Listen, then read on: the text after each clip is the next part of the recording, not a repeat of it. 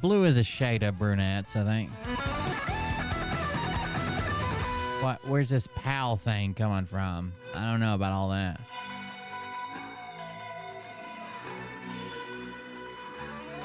Rule number 1, never make friends on the internet.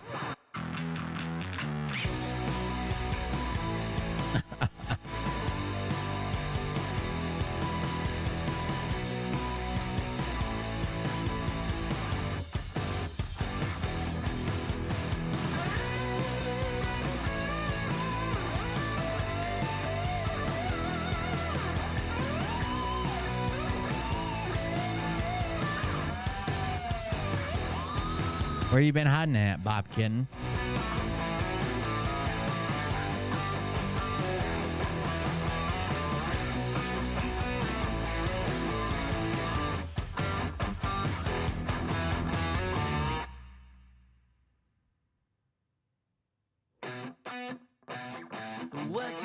What you think about when you're born into a fire? Let them burn it out. Sell them to the richest buyer. They wanna let the world decay.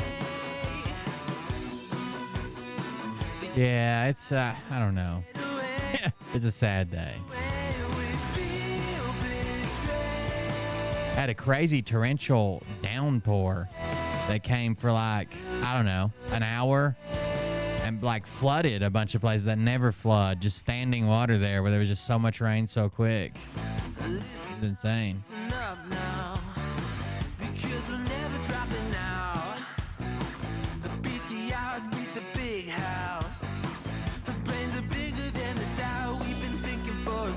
Never let the truth fade away. This is bigger than ourselves. We won't let the world burn away. Burn away. We feel betrayed.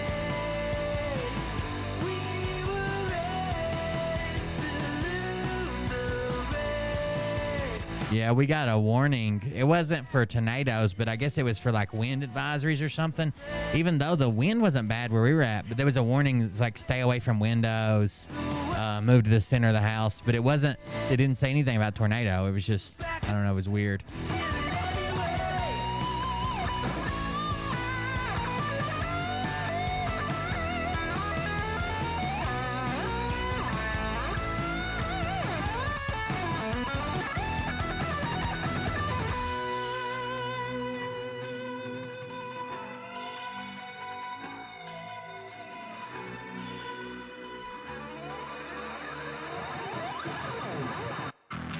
And we feel betrayed.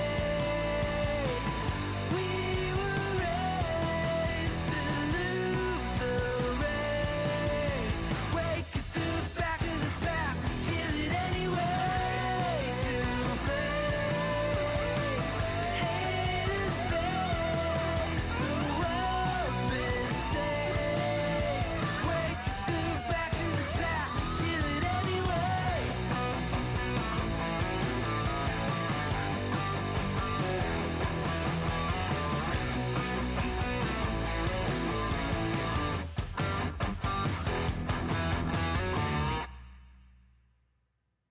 That was a real good time. That's probably the best time I've had in a while with the music in and everything.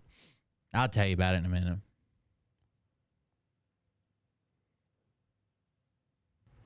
Got to do my Hey next daddies, use. it's me, the Linda But keep me Binda up. from TikTok. I wanted to make this video because I wanted to thank you for watching Cold Beer Confessionals with Will Bird. I think that's just It incredible. always I've rains in watched a few China. episodes and I'm just like very intrigued. Probably But you just know what I'm stealing our most weather intrigued pattern. in is Big Daddy's meat stick. I heard that it's very thick, like a good old German sausage. You know, Linda and her coochie loves that. Oh, never mind. Let's not go there. Anyways, I hope you have a good show and enjoy it as you can. There's a lot of weird things that go on, especially when it comes from the realm of Linda Bindaland. So, enjoy the show. Thanks for watching. Peace out. Welcome, everybody. Oh, what is that?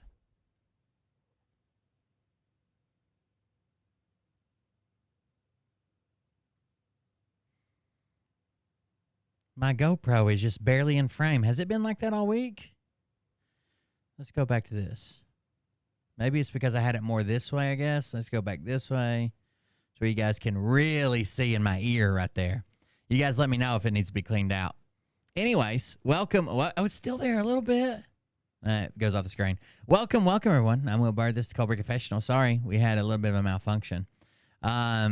We did also in Michigan and knocked our power out. Damn. They didn't come with wind. It was just a like a torrential downpour, and like the campground's kind of set up weird. Well, I wouldn't say weird. The campground's set up the way it's set up. I'll draw you a circle. I'll draw you a little map here. Like these spots that basically never flood. I guess it was just so much water so quick they flooded, but now we're going to have to come up with a plan for that now that we know that it happens. But basically, at the campground, it's art time with Will. Everybody put on their Bob Ross hats. So when you come into the campground, there's like a bridge, and then basically the office is here, right? And there's a couple camping spots down this way if you go down the bridge. But really, the loop goes like all the way around the office, like this, okay? And right on the other side of the office here are like there's like a spot here and a spot here and a spot here. There's like 6 or 8 spots here, right? And I live kind of over here, sort of. But right here, this area has never flooded, never had an issue, never anything. We come out and like dude had like 4 inches of water right outside his camper, just standing water. So I think that's probably going to be when I get the grills finished or whatever the fuck I'm working on next. We're going to have to do something. We're going to have to shoot a grade on it. It's a low spot. So like the road is, everything slopes this way because if you go down here far enough, the river's all the way down here. This is like there are tent sites here, but the river is down this way. Like this is the river. So everything slopes this way. But the problem right now is this road right here is higher, which it should be. Everything slopes downhill. But this road is kind of higher. So this area is kind of like a bowl retaining water now. So we got to do something about it. Who knows why, but we're going to do something. It was just weird. I had to dig a little ditch to get the water to drain. But it was just a lot of water really quick. Actually, the road kind of made like a new little creek bed. I've never seen it do that before either. Through part of the storm, I was at the office because Mariah was working. And then through part of the storm, I was in the camper hanging out with the kids. But I'd never seen that before either. It was just a lot of rain really quick. And the ground's kind of been saturated where we've had rain off and on in the evenings. So it just didn't have anywhere to go. Anyways, what's up, guys? How's it going? I am not in the greatest mood today. So if you didn't know, for the last 3 months, my sister's been my next door neighbor. First of all, our parents died suddenly, and you guys know that whole story. So us as siblings have me and I have 2 sisters. We've gotten a lot closer through that and been there for each other and stuff. Well, my sister needed a change. So she doesn't like where she's at. She doesn't like how everything here reminds her of her parents. She's just upset and still struggling with it. She kind of hates her job. I don't think she hates her job. She hates teaching these kids nowadays. Even though when she was young, it's all she wanted to do. They've kind of ruined her on it. So she wanted to change. Well, her husband has some family in Kentucky. So 3 months ago, they sold their home. They did the thing. They bought a camper. They moved in beside us. And the original plan was she was going to go to Kentucky and start a new job. And he was going to stay at the campground for like 2 or 3 years until his full retirement came in when he is 55 or whatever it is. And that changed. He decided he wanted to take a job in Kentucky as well. He found a job he liked. He's like a groundskeeper. And found a job that he liked up there. They have a house up there already waiting for him that they're going to rent from family because his whole family's from there. And he found a job he liked, and he even ended up he started already. He's been gone for like a month, working up there already, in the house, getting moved in. So today's the day. My sister and her daughter went to Disney World with some other moms and some other daughters, like a softball thing. Like 3 families went together, just moms and daughters. And she got back from Disney this evening, and tomorrow morning they are hooking up to their camper. They're taking it to the dealership to sell it back to the dealership because they didn't get it sold on Facebook Marketplace or by word of mouth quick enough. So they're taking it back to the dealership, selling the camper back, and moving to Kentucky permanently. It's a couple hours away, I guess. It's just, I know we always say like, oh, we'll go see each other. We could go see each other every weekend. But you know, in reality, that's not how it works. It's the same thing with like, if you have like a long distance relationship, you're like, oh yeah, we'll meet in the middle every week. And one weekend I'll go to your place and the next week, but life happens, right? I work 7 days a week. So it's not going to be super easy for me to go anywhere. They're going to have brand new jobs, brand new lives, ball and practice and school and all that stuff that goes with it. So it's just sad she's moving. I'm going to miss her. And I've been a lot closer to my niece as well. Because she obviously it's her mom, and it's just been fun having them there. And they're moving out, so they got back. That's why I started late. I stayed and waited on her to get back so I could tell her bye because they're leaving early in the morning. I won't be awake, so I told them bye when they got home. But she didn't get there till like 7, 8 o'clock almost. And my other sister came by to tell her bye, and we were just all hanging out for a little bit. And then the flood came. Then I had to work on that. Then I came to the office. I didn't get to the office till after 9 o'clock, but it is what it is, I guess. It's just sad. I did have a cool tattoo idea. I think I'm going to get a tattoo in memory of my parents, so I can always feel like, you know, I got their memory with them and something to remind me of the good times and them still what they ingrained in me. So I got an idea about that. I got to go get a tattoo. I might make a TikTok or something out of it. We'll see. I got 2 good ideas, I think. I'm going to have one put here in between. This says always. I know it's hard to read because it's right there. This is always, and Mariah has forever in the same spot. And then this is a grenade. It's a grenade made out of my brain, like PTSD stuff, like my grenades, my brain's a grenade. And then I've got their heartbeats are wrapped around my arm with their initials in them. So it says, this is M-L-O, Mariah, Liam, Oliver. And this is their actual EKGs. I took the 2 baby ones, and then Mariah had some heart issues at one point, panic attacks or something, and I snatched hers up, and I got those. So I think I'm going to get something between here and here, between the always and the brain grenade.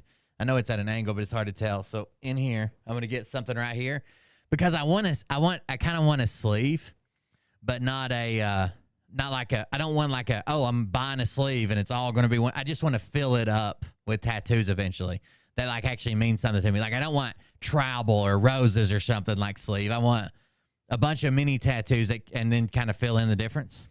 And then I think I'm going to get something from the top of my hand up to here. I think I have an idea for something, and it'll probably wrap around a little bit from the top of my hand up to the initials on the or I guess the EKG stuff, and then in between these 2. So 2, like a small one and a medium one, maybe.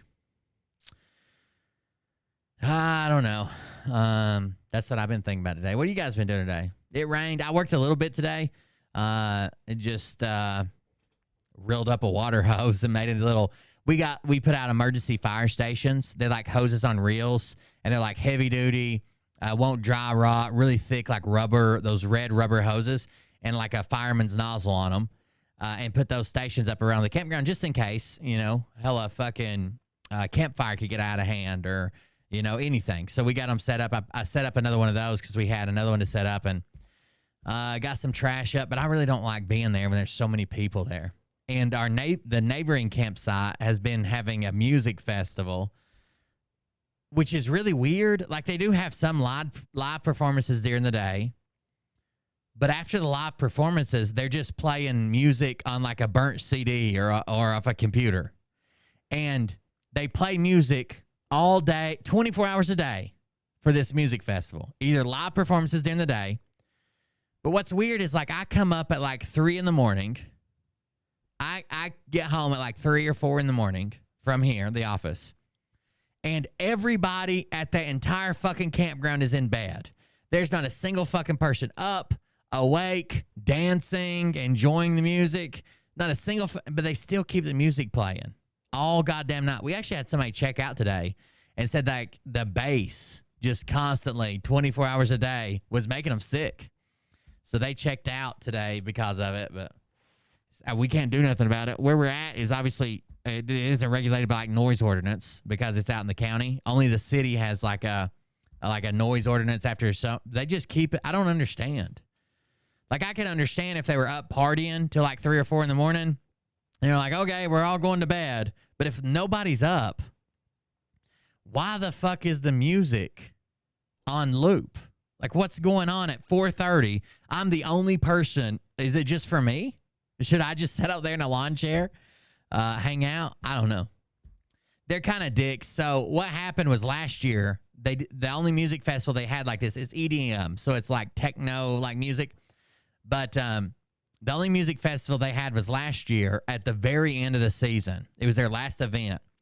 And somebody that was camping close to that campground got pissed and called the cops. It was like, Jesus Christ, they're playing music at like 4 a.m. The cops showed up, talked to them, asked them if they would be neighborly, and they told them there was no requirement, but asked them if they'd be neighborly and turn it down. I think that made them mad. So now they're kind of doing it out of spite.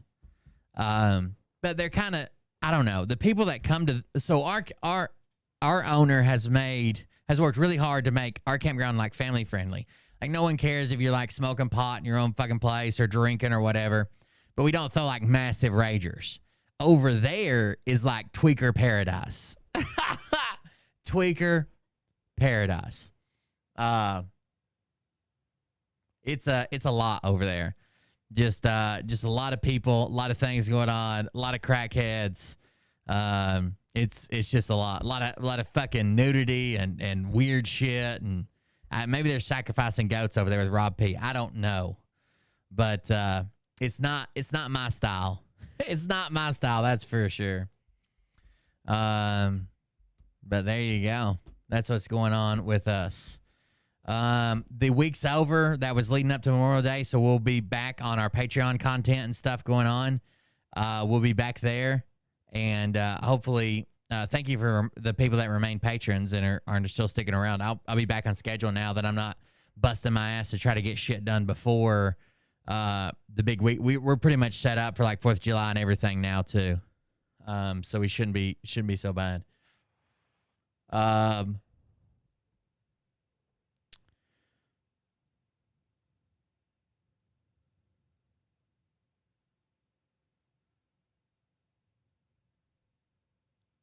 Oh, this guy, Rob P sent me a video. This guy's legit. This guy's legit CIA. I tangentially know this guy. I don't know what he's saying in this video, but I kind of know him.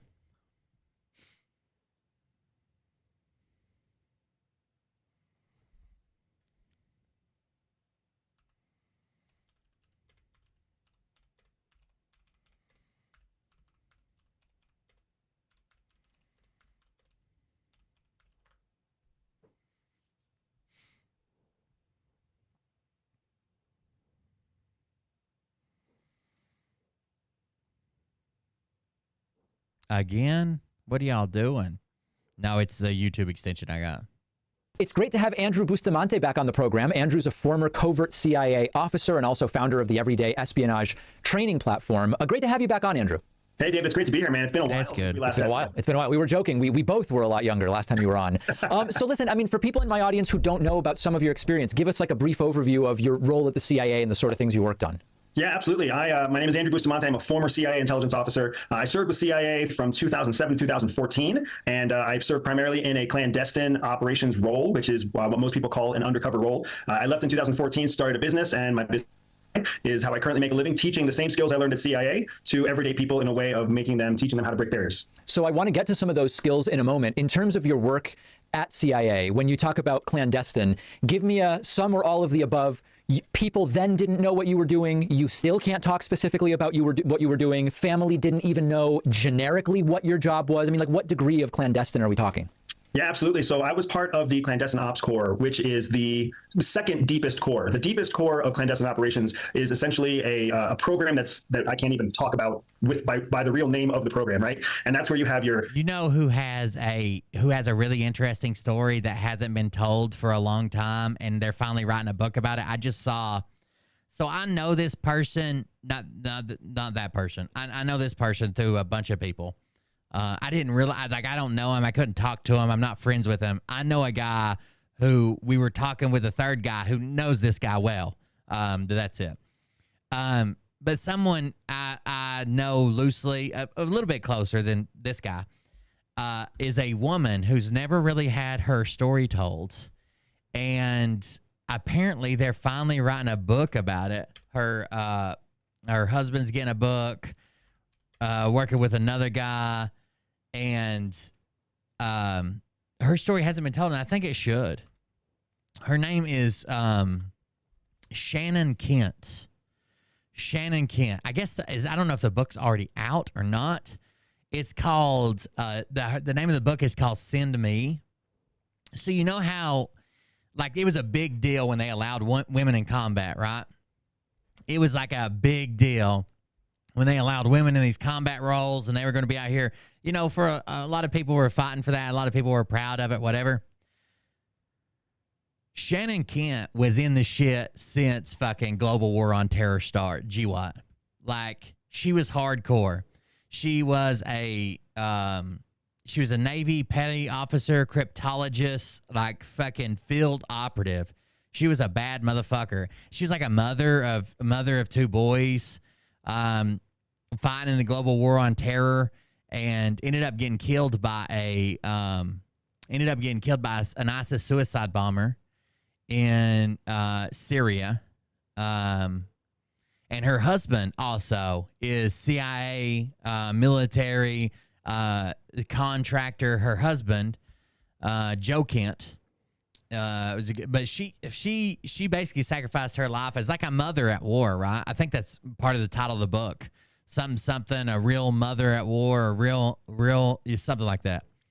But yeah, she's got a really interesting story that I'm excited. I'll probably buy the book. I don't know, it might already be out. I need to look, but I think it'll be a really good story. She was actually so loved by the people she served with, and she had done so much in the Global War on Terrorism as like boots on the ground operative.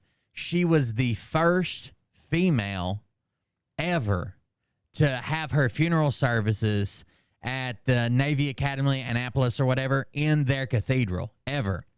And it is a big deal that women are allowed in combat now, but it's not that women weren't in combat before. In very, very elite roles, at the top of the top, there were women already doing that type of stuff. Individuals who are so deep that there's no attribution of them at all on American records. I was one step above that, working for what's called the National Clandestine Service, or the NCS.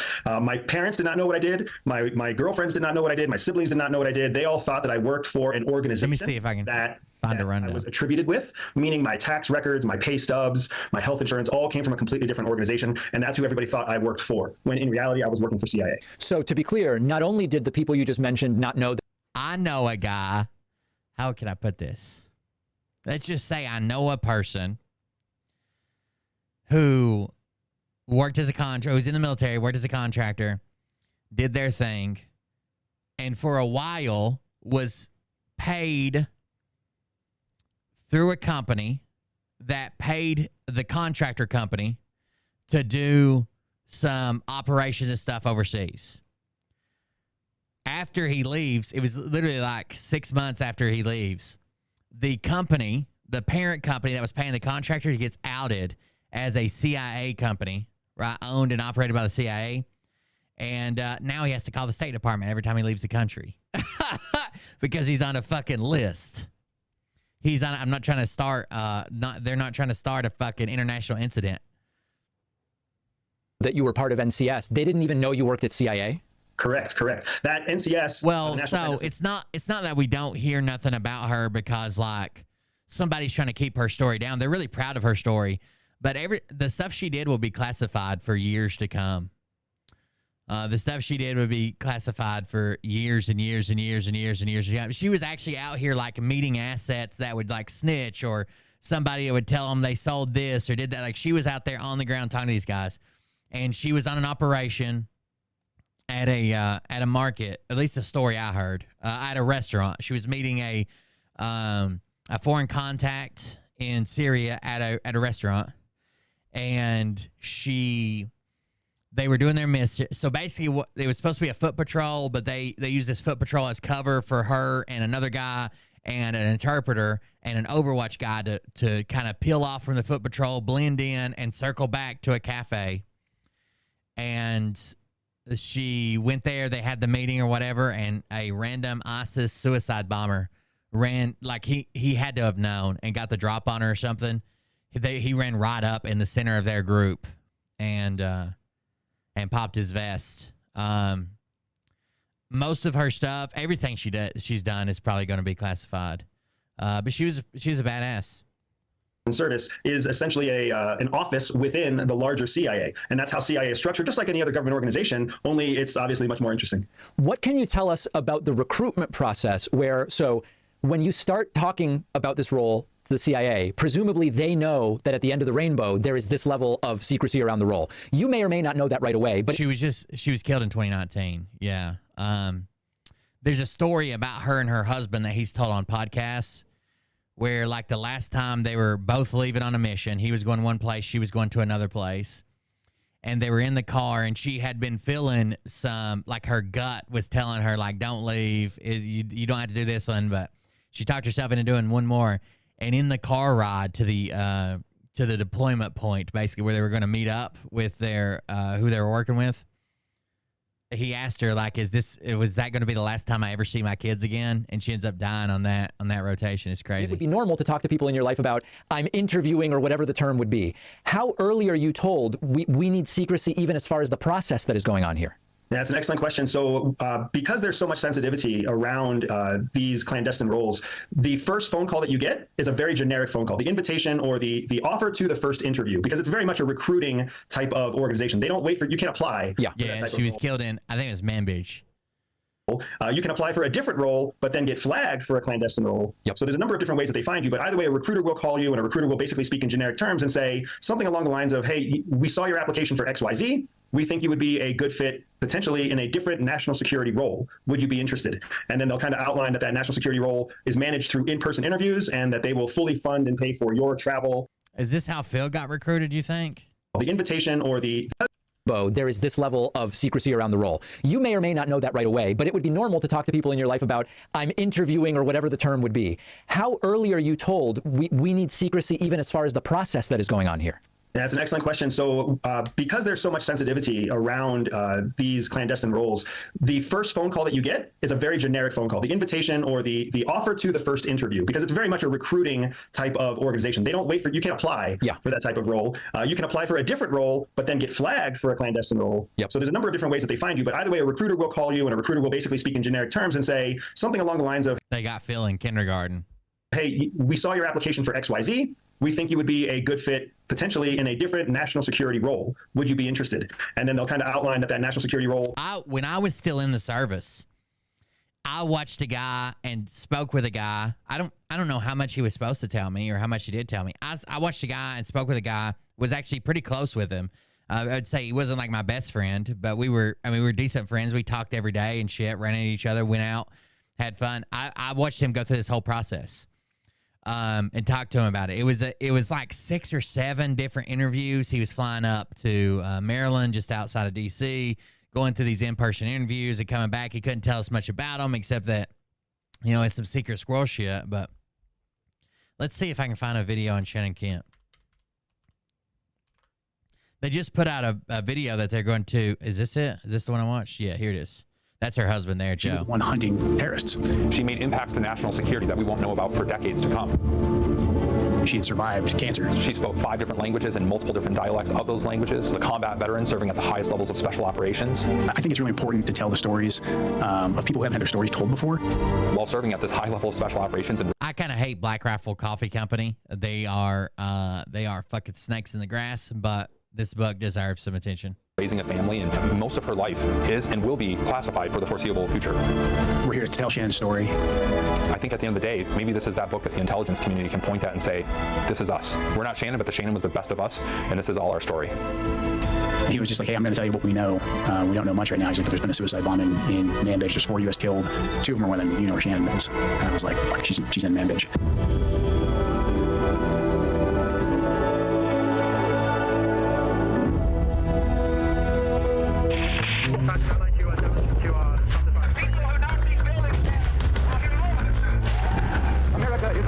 It'd be a good book for sure.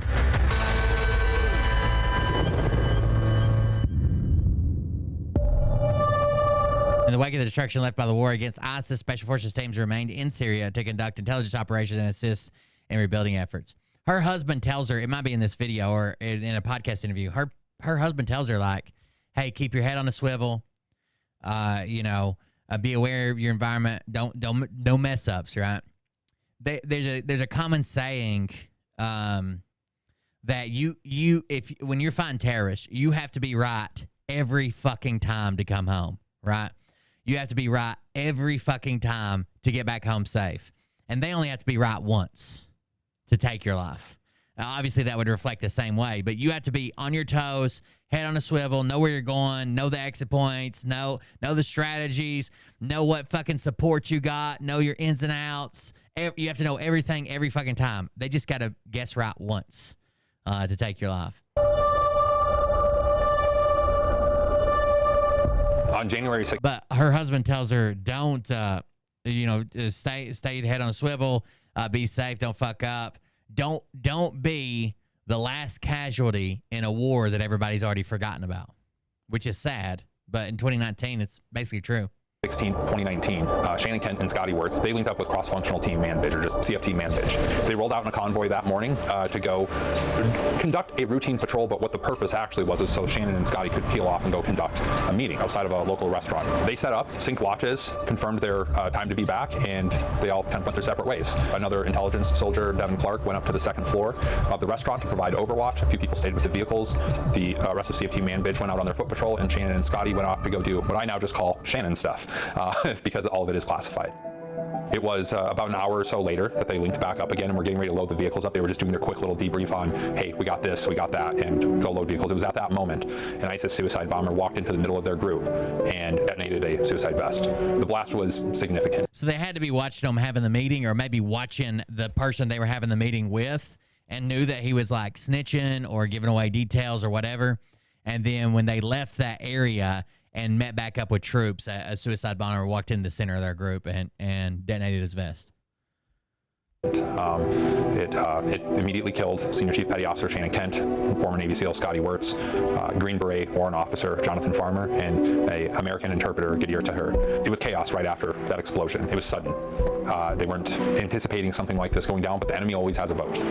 You have to be right every time. They only have there to you be go, right say once. They were out there by themselves. There wasn't some sort of QRF on standby for them. There wasn't really anything that they could do besides fend for themselves. And fortunately, there was an American helicopter that was unaffiliated with the mission, but was flying nearby and saw the smoke plume. The people on that helicopter were also special operations personnel.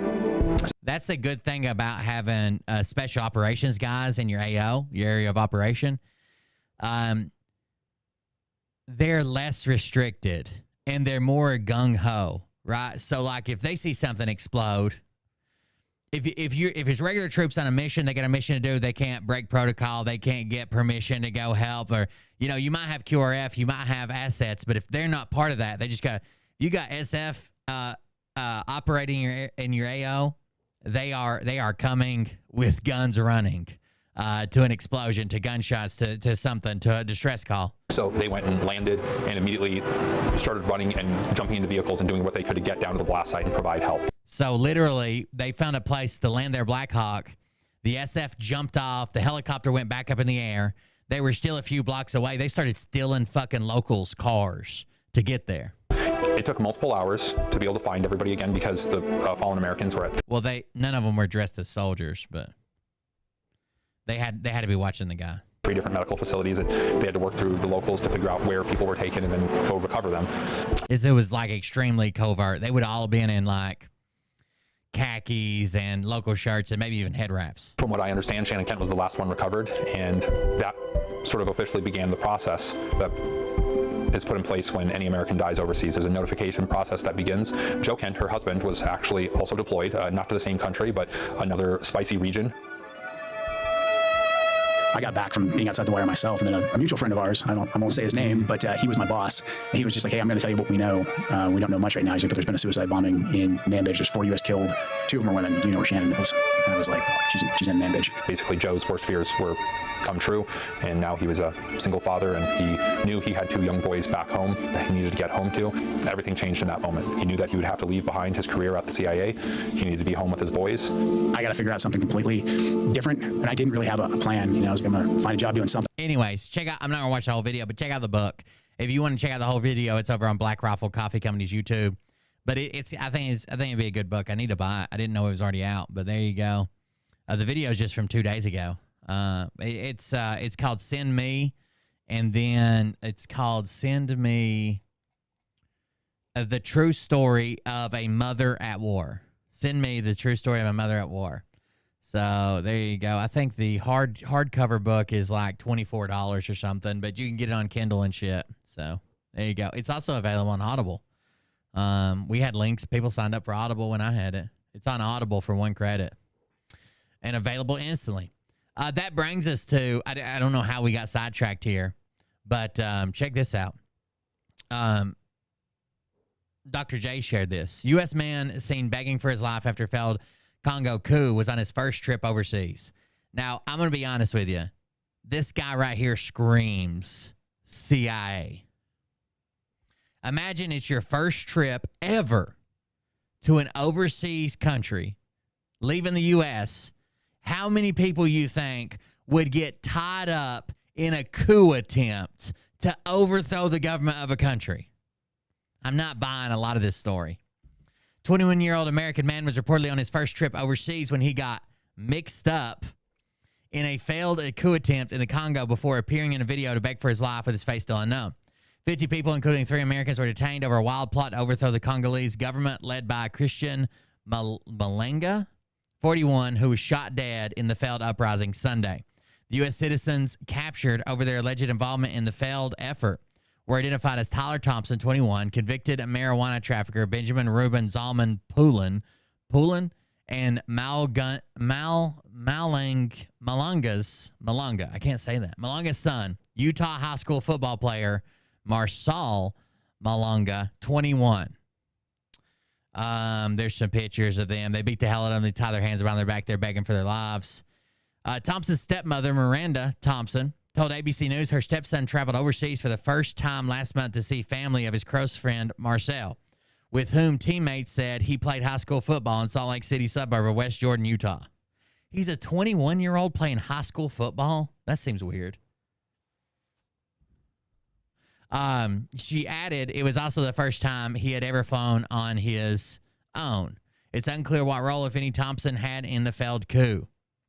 According to Thompson's family, they thought he was on vacation in South Africa when the shocking incident unfolded. Miranda claimed that while Eswatini, formerly known as Swaziland, Thompson informed them that the vacation had been interrupted by a bout of malaria and that Malanga had offered to cover expenses to extend the trip and make up for lost time. She said she was not made aware of any plans for them to travel to the Democratic Republic of Congo. So he was even lying. He was even lying about the country that he was in to his family, allegedly. You have no idea. We have no idea how he got mixed up in all of this. He was on vacation with his friend's family, and the next thing we know, and again, would your friend's family invite you on vacation if they were planning a coup? If you weren't involved with the CIA, you weren't a fucking soldier of fortune, you weren't part of this coup, wouldn't the friend's family just be like, hey, no, we're not taking visitors right now? Like, it seems very weird. He was on vacation with his friend's family, and the next thing we know, he's being arrested in the DRC. We don't know what led up to him being there or how he even got there. She told the Times of London. Everything we know about Marcel is that he was a kind and respectful kid. This is a complete 180 from everything we know about him. She said that when she later saw images of him being detained and beaten by Congolese soldiers, she experienced complete and utter shock. It doesn't feel real. We are stunned and heartbroken by the videos we have seen from the coup attempt. We have no idea how he got wrapped up in this situation, which is completely out of character for him. We are certain he did not go to Africa with plans for political activism. Video footage of the arrest, widely shared on social media, shows Thompson with a terrified look on his bloody face as he is surrounded by Congolese soldiers. After Thompson appeared to beg for his life, he and Marcel were forced to stand up while soldiers tied their hands behind their back. The Congolese government has not confirmed whether Thompson is still alive, leaving his loved ones in anguish. Christian Malanga, who had been exiled from Congo to the U.S., where he became a naturalized citizen, headed to the United States Congolese Party, which describes itself as an opposition political party in exile. Joined by armed men, Malanga appeared in a live stream video posted on Facebook the morning of the attack, accusing President Felix Tshisekedi's government of doing many stupid things in this country, according to Reuters. Zalman Poulon was apparently connected with Marcel's father through a gold mining company, suggesting that the uprising itself may have had ties to either or both industries. A DRC government statement later commended the prompt reaction of the DRC security forces foiling the attack. I wonder if we can watch this video. This content isn't available right now. Hold on. Malanga live stream Facebook.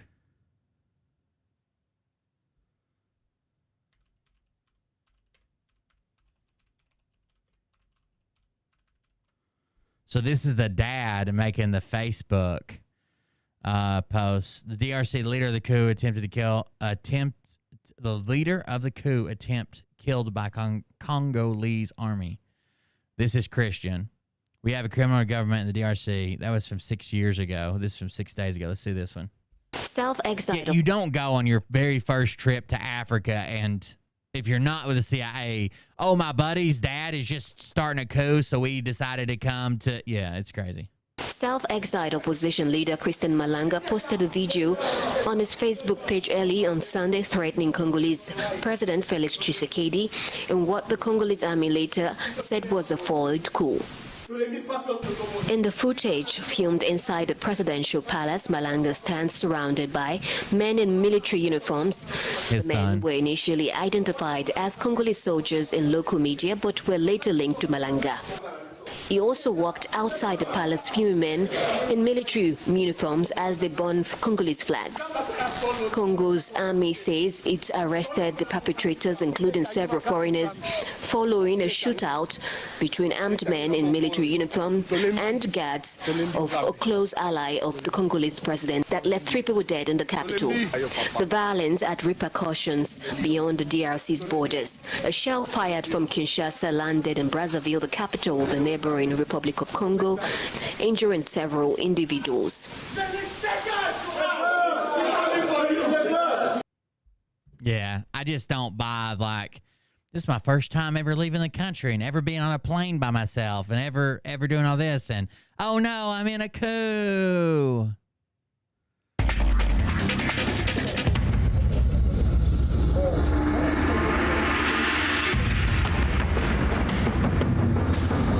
To stop the coup attempt. family got the nice fucking Tahoes, don't they? 3 Americans accused of involvement in Congo coup attempt.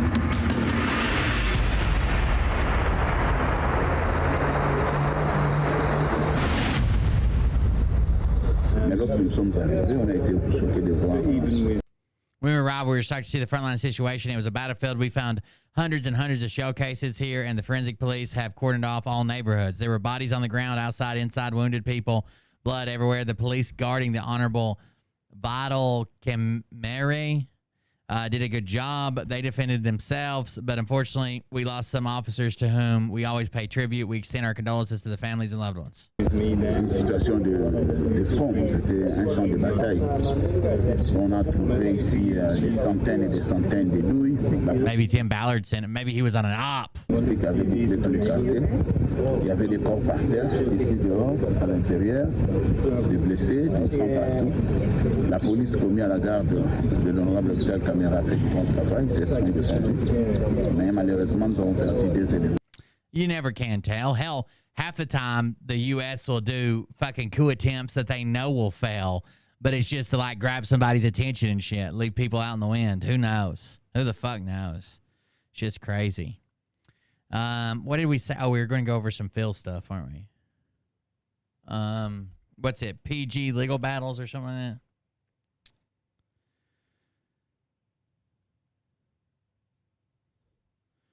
PG legal battles. Godlewski versus Alvear. Coleman attorneys for Godlewski have filed their opposition to dismiss in relation to Alvear's motion to dismiss Godlewski's case. The judge will now rule to determine if the case proceeds to discovery.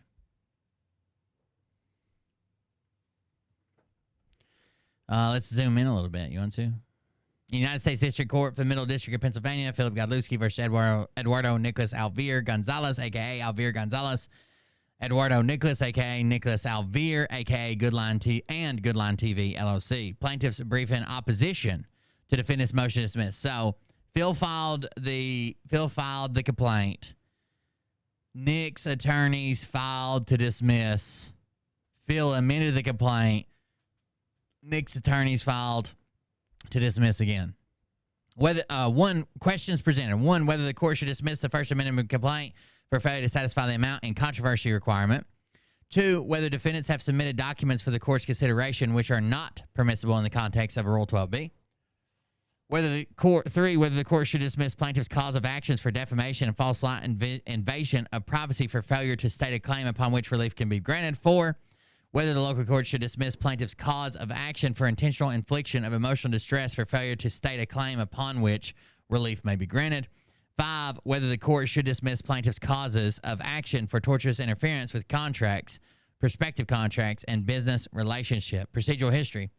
Phil Godlewski initiated this action by filing a complaint on February 28, 2024. On March 5th, 2024, Godlewski returned the executed summons as to defendant Eduardo Nicholas Alvear Gonzalez. Alvear from now on. Godlewski filed a motion for preliminary injunction on March 8th.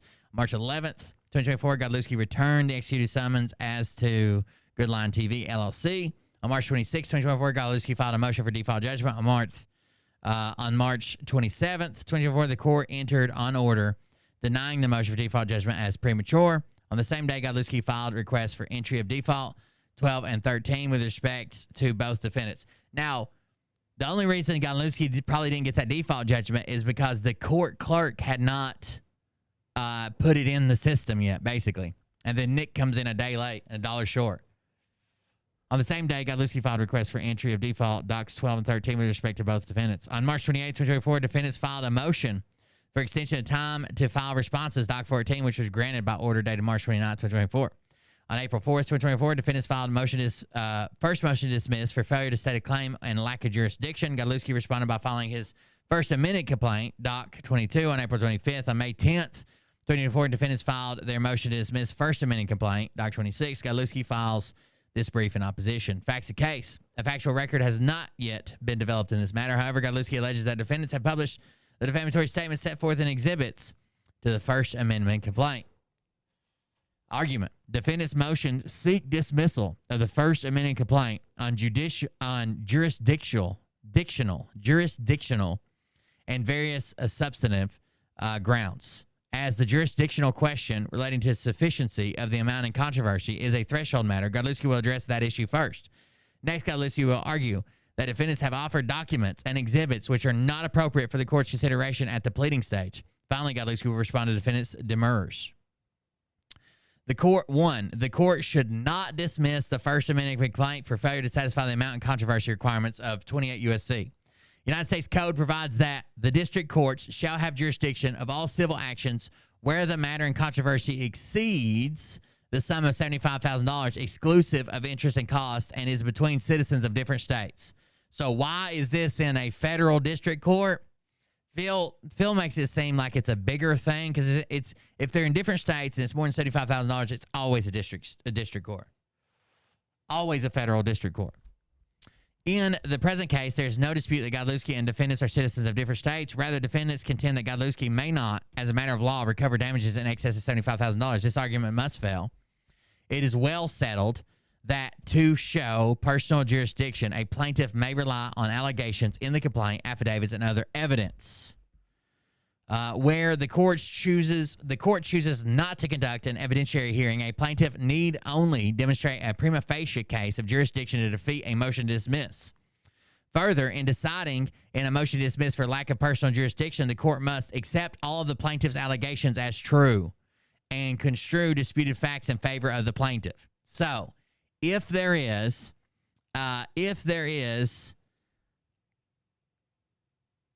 a motion to dismiss for lack of personal jurisdiction, they have to go to the person who filed it, Phil, and accept all of his if all of his allegations were true, all of the disputed facts, Phil's telling the truth, everything's true. They have to assume everything Phil's saying is true and then decide whether it meets it or not until they go to court and figure out if it's true or not. Where state practice does not permit a demand for specific sum, as in Pennsylvania, the jurisdictional requirement is satisfied where the district court finds by the preponderance of evidence that the amount in controversy exceeds the jurisdictional threshold. When both actual and punitive damages are recoverable, punitive damages are properly considered in determining whether the jurisdictional amount has been satisfied. Additionally, claims for punitive damages will generally satisfy the amount in controversy requirement because it cannot be stated to a legal certainty that the value of the plaintiff's claim is below the statutory minimum. So, basically, he's going for an amount of money. And they can't be for sure. As a matter of fact, no, it's less than $75,000. So they have to assume it's more than $75,000. Additionally, claims for punitive damage will generally satisfy the amount of controversy requirement because it cannot be stated to legal certainty that the value of plaintiff's claim is below the minimum. So they have to assume it's above the minimum. In Goldfarb, the Eastern District examined the requirements of 1332 in context of claims against a blogger for 5 defamatory social media posts. The court noted that the plaintiff requested actual damages of not less than $50,000 together with exemplary and punitive damages together with costs and attorney fees. The plaintiff alleged only that he suffered irreparable damage to his reputation, including loss of credibility as a professor of medicine and as a physician, and embarrassment and humiliation. The Goldfarb court looked to plaintiff's income of $100,000 from plaintiff's professorship, as well as income from medical practice and consulting services. Based on the income figures and the allegations of harm, the Eastern District concluded that actual damages, if proved, would likely exceed jurisdictional threshold. In consideration of this, together with the availability of costs and counsel fees, as well as the difficulty at the pleading stage of placing a monetary value on plaintiff's purported reputational and professional harm, the Goldfarb court found that the requirements for diversity jurisdiction were met. In the case at bar, Godlewski submits the affidavit attached here to his Exhibit 1. In the affidavit, Godlewski asserts that he has suffered loss of advertising commissions in excess of $2 million as a result of the conduct of the defendants. Godlewski also alleges reputational harm and emotional distress and states claims for costs and counsel fees. Given the totality of these claims, the court should follow the holding in Goldfarb and deny defendant's 12B2 motion.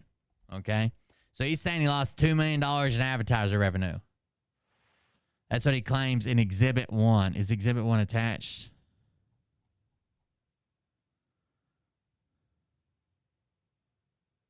It is not.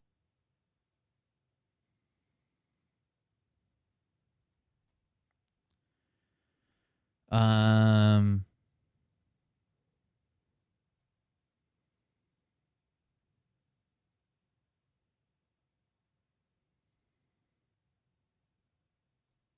we were right here, I think. All right, 2.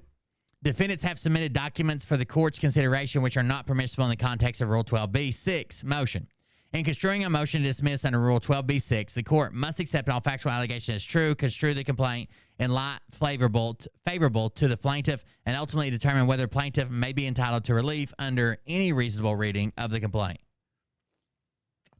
In deciding Rule 12b-6 motion, a court must consider only the complaint, exhibits attached to the complaint, matters of public record, as well as undisputed authentic documents if the complaint's claims are based on those documents.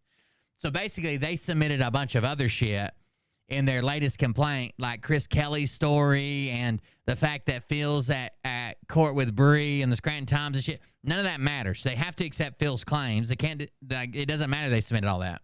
They're kind of just trying to poison the well kind of deal.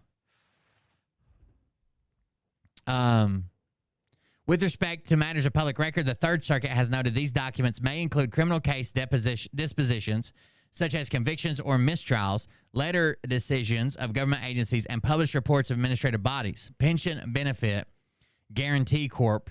At 1197, other proposed exhibits may be included only if plaintiff's claims are based on the document. Citing these exceptions to the general rule that a demurrer is decided on the complaint and its exhibits, defendants seek to bring the following documents: Real Estate Board discipline record, corruption of minors case docket, bad checks case docket, false statement case docket, corruption of minors criminal complaint, Phil Godlewski deposition, Dory Godlewski deposition, Bree DeBurgle affidavit, another affidavit from Bree with documents, sanctions hearing transcript in Lackawanna County, defendant's motion for summary judgment in Lackawanna County, defendant's brief in support of motion for summary judgment in Lackawanna County, Bree's answer and new matter and counterclaim in Lackawanna County, view numbers for Godlewski's social media. With exception of Exhibit C, which is Real Estate Board discipline record, none of these documents constitutes a criminal case disposition, a letter decision of a government agency, or a published report of an administrative body. So it doesn't meet, what he's claiming is it doesn't meet the requirements of documents that are allowed to be ruled on.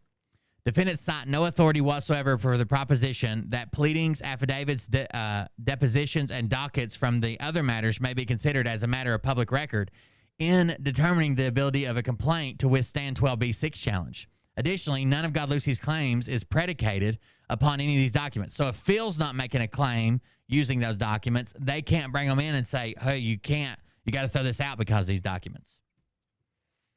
Rather, Godlewski's claims are based upon the statements published by the defendants, Nick Alvear.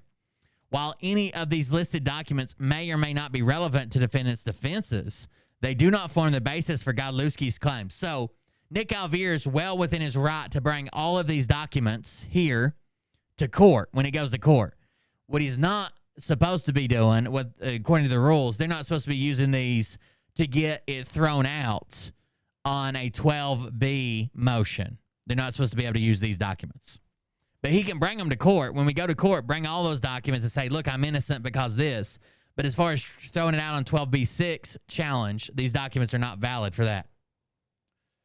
They're actually not allowed unless Phil claims something about them. Accordingly, they have no bearing on the court's consideration for the 12B-6 motion. As an additional note, Godlewski has disputed in the case against the Scranton Times the authenticity of the alleged text message attached to Bree's affidavit on March 28, 2023. No ruling has yet been made on that issue. Now, Phil will have you Phil will tell you that these text messages have already been thrown out of court. We know that's not true. They've never been tested in court, but they damn sure haven't been thrown out. Defendants attempt at pages 18-19 of their brief to assert that the court may take judicial notice of the following alleged undisputed facts. Plato was arrested on an 8-count criminal complaint on July 9, 2010. On November 12, 2010, plaintiff pled guilty to corruption of minors. By pleading guilty, Godlewski acknowledged having sexual contact with Bree. Detectives made allegations concerning Godlewski and Bree having sex in cars and houses. Plaintiff admitted to corrupting Bree's morals and to having sex with Bree while Bree was a minor. The federal rules of evidence provide that a court may judicially notice a fact that is not subject to reasonable dispute because it is generally known within the trial court's jurisdiction, can be accurately and readily determined from sources whose accuracy cannot be reasonably questioned. Godlewski does not question that the court can take judicial notice of Godlewski's arrest on July 9th, 2010. The court might also take judicial notice of the fact that Godlewski entered a guilty plea to one count of corrupting the morals of a minor on November 12th, 2010. However, the court is not in a position to take judicial notice the fact that Godlewski allegedly admitted to having sexual contact with Bree while Bree was a minor. In making their argument, defendants conveniently omit Godlewski's guilty plea colloquy, which contains no mention of admitting to having sex with a minor. See true and correct copy of guilty plea colloquy attached here too as Exhibit 2. Further, defendants do not provide this court with the one count information to which Godlewski pled, asserting that Godlewski did repeatedly have inappropriate text messages and other contact with minor. What was that other contact? What does Phil claim these inappropriate text messages are? If it's not sexting, if it's not talking about fucking, what other inappropriate text messages would you be held criminally liable for sending to a minor?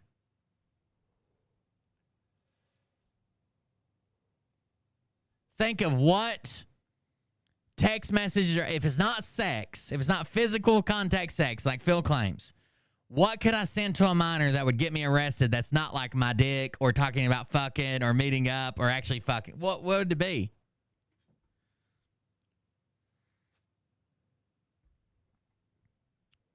See, true and correct copy of information attached here to as Exhibit 3. The information makes no mention whatsoever of sexual contact between Godlewski and Bree, as the alleged admissions, as characterized by the defendants, are contrary to the documents of record in the criminal case. They cannot be determined from sources whose accuracy cannot be questioned and are not appropriate for judicial notice. Similarly, the alleged statements of detectives are not appropriate for judicial notice. Such allegations are not truth and are routinely questioned by criminal defendants.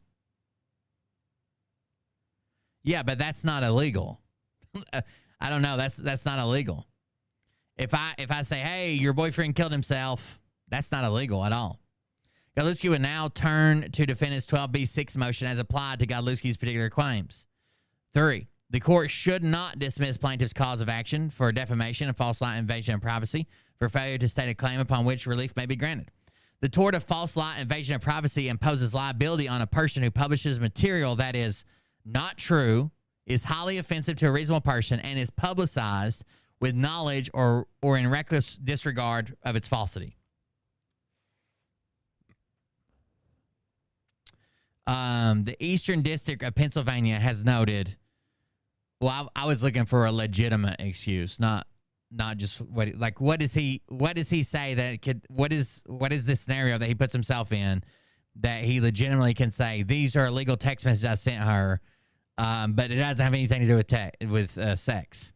The Eastern District of Pennsylvania has noted that Pennsylvania courts consistently apply the same analysis to defamation and false light claims when the cause of actions are based on the same set of underlying facts. As the analysis is identical, Godlewski will address the demurs to his claims for defamation and false light invasion of privacy simultaneously. The Pennsylvania Uniform Single Publication Act, USPA, establishes the respective burdens of proof placed upon plaintiff and defendant in defamation action. Pursuant to USPA, a plaintiff in a defamation action bears the burden of proving the following: the defamatory character of the communication, its publication by the defendant, its application to the plaintiff, the understanding by the recipient of its defamatory meaning, the understanding by the recipient of its intended as intended to be applied to the defendant, special harm resulting to the plaintiff from its publication, and abuse of a conditionally privileged occasion. Additionally, Godlewski acknowledges that he bears the burden as a public figure for this purpose of action of proving actual malice.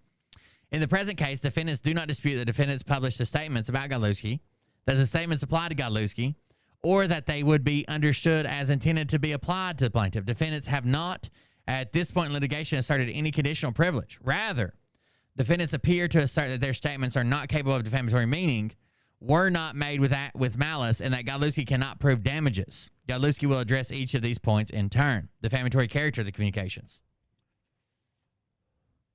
The Pennsylvania Superior Court has found that a communication is defamatory if it tends to harm the reputation of another as to lower him in the estimation of the community or to deter third persons from dealing with him.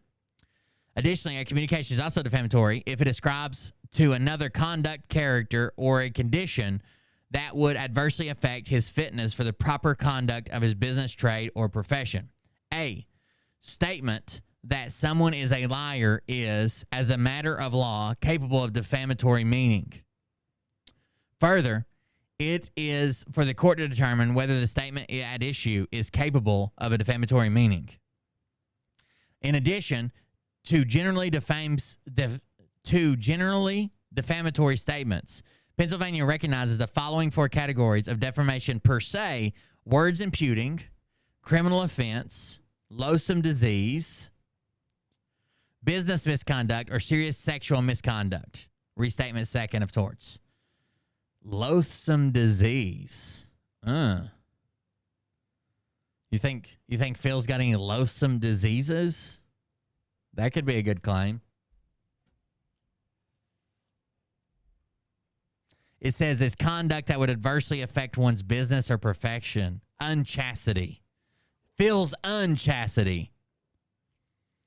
Whether the words allegedly used by the defendant were defamatory per se is a question for the court. Third, the Third Circuit has further found that although there may be no such thing as a false opinion, an opinion which is unfounded reveals its lack of merit when the opinion holder disclosed the factual basis for the idea. If the disclosed facts are true and the opinion is defamatory, a listener may choose to accept or reject it on the basis of an independent evaluation of the facts. However, if an opinion is stated in a manner that implies that it draws upon unstated facts for its basis, the listener is unable to make an evaluation of the soundness of opinion. If I say the U.S. stock market hit an all-time low, and that's true, so I think that the economy is going to crash. That's different than just saying, I think the economy is going to crash, right? One of them has a true basis for my opinion that can be fact-checked. The other one is just my opinion, and you couldn't take my opinion and say, oh, he's looking at this, and I can decide whether it's true or not because he's talking about, how the stock market did. That's the difference between those two. Defendants have been prolific in their commentary about Godlewski. By their own account in their brief, defendants have made some 110 statements concerning Godlewski. Per the defendants, 32 of those statements assert that Godlewski is a fraudster, thief, liar, or that Godlewski has swindled his followers based on his financial schemes. Now listen, I understand that it's funny, it's hilarious, it's funny to read and laugh at and cheer on when a lawyer comes in fucking sideways and starts accusing some people of being like a piece of shit, doing this, doing that. Some judges are not going to like that. That in your motion, you're basically just giving this guy what for in your fucking motion. I know it's meme worthy and they're fucking mewing like mew gods over here and they got him because they got W Riz, but that's not exactly professional. When you're trying to make a professional argument based on the law and you're like, well, this piece of shit over here does this, this, and this. By the way, law number 1. Like, that's kind of weird. Each and every one of these statements asserts that Godlewski is a liar. As discussed above, such statements are defamatory in nature. Additionally, they imply or outright assert criminal conduct and business misconduct, making the statements defamatory per se. I mean, that might, it's funny, and we like to read it and laugh, and I enjoy it, but that might actually hurt their case, right? if it was like in question that Phil was a pedophile and I stated like, well, we got this evidence and these text messages that we believe are true and we have our own witness testimony and blah, blah, blah. But if I'm like, this pedo piece of shit goes over here pedoing every fucking day because he's a fucking pedo and here's what he did, that might hurt my case a little bit. Especially because the judge is not going to know Phil. They're not going to know Phil's background. They're not going to watch Phil's streams. And they don't know nothing about it. They just think that this guy's just calling him a fucking pedo based on what they can see in the court record and what was actually proven in court and what he actually pled to. Per defendant's assertion, defendants have made not less than 78 statements alleging criminal and serious sexual misconduct pertaining to Godlewski. These range from accusing Godlewski of having sexual relations with Bree while she was a minor to sexual misconduct with girls. The pluralization is significant as it implies repeated acts by Godlewski against multiple minors, to allegations that Godlewski will molest his own children. Oh, no. Oh, no, Nick. Oh, no. We knew it was coming. We knew it was coming.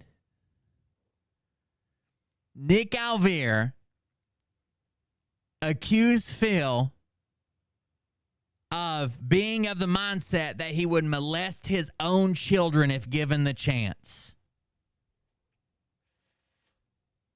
Oh, Nick, dude. You're going to have to do some more meditation on top of your fucking apartment or whatever you fucking do, looking through your brown eye or third eye, whatever it is. This, I don't know. You might be so devastated after this ruling that you have to go get bail that guy out of prison that likes to jack off with your hair's wet. I don't know. Something to cheer you up. Defendants appear to believe that their belief in the truth of their statements renders them incapable of defamatory meaning. That is not so. A statement may be defamatory even if it is true.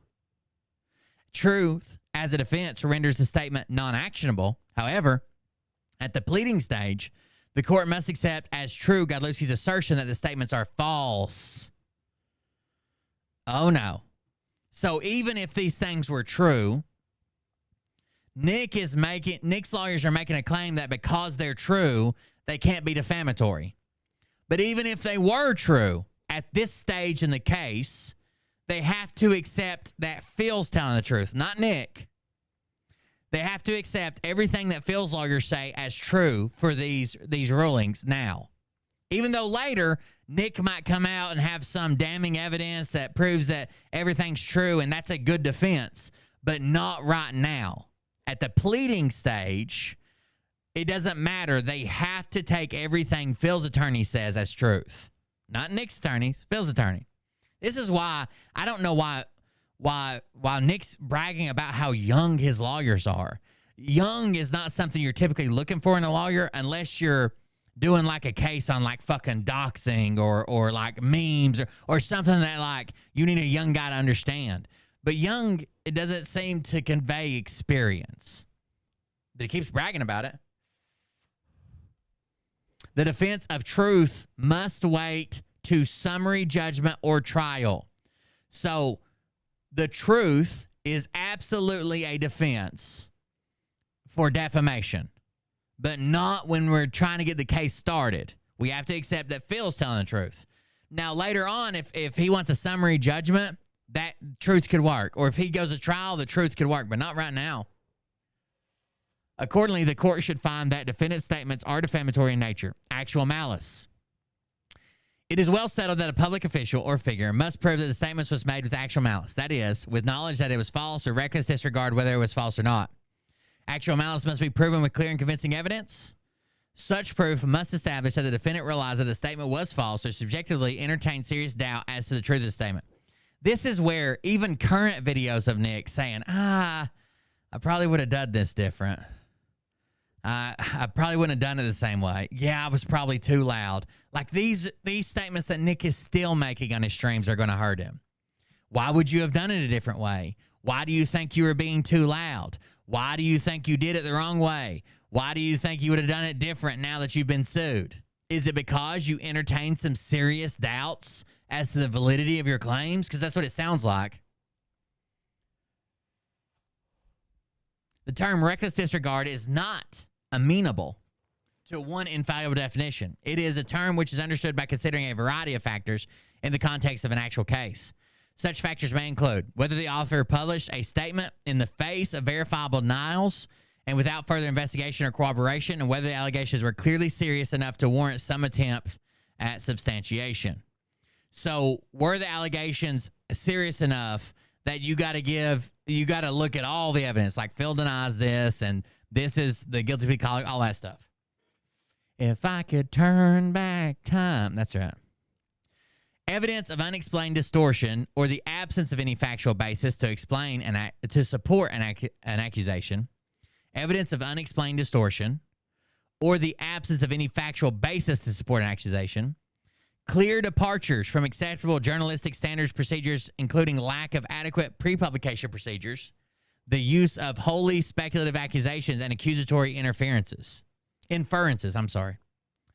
the failure to utilize or employ effective editorial review. So did somebody review this before he published it? Did he do a pre-publication procedure where he reached out to Phil like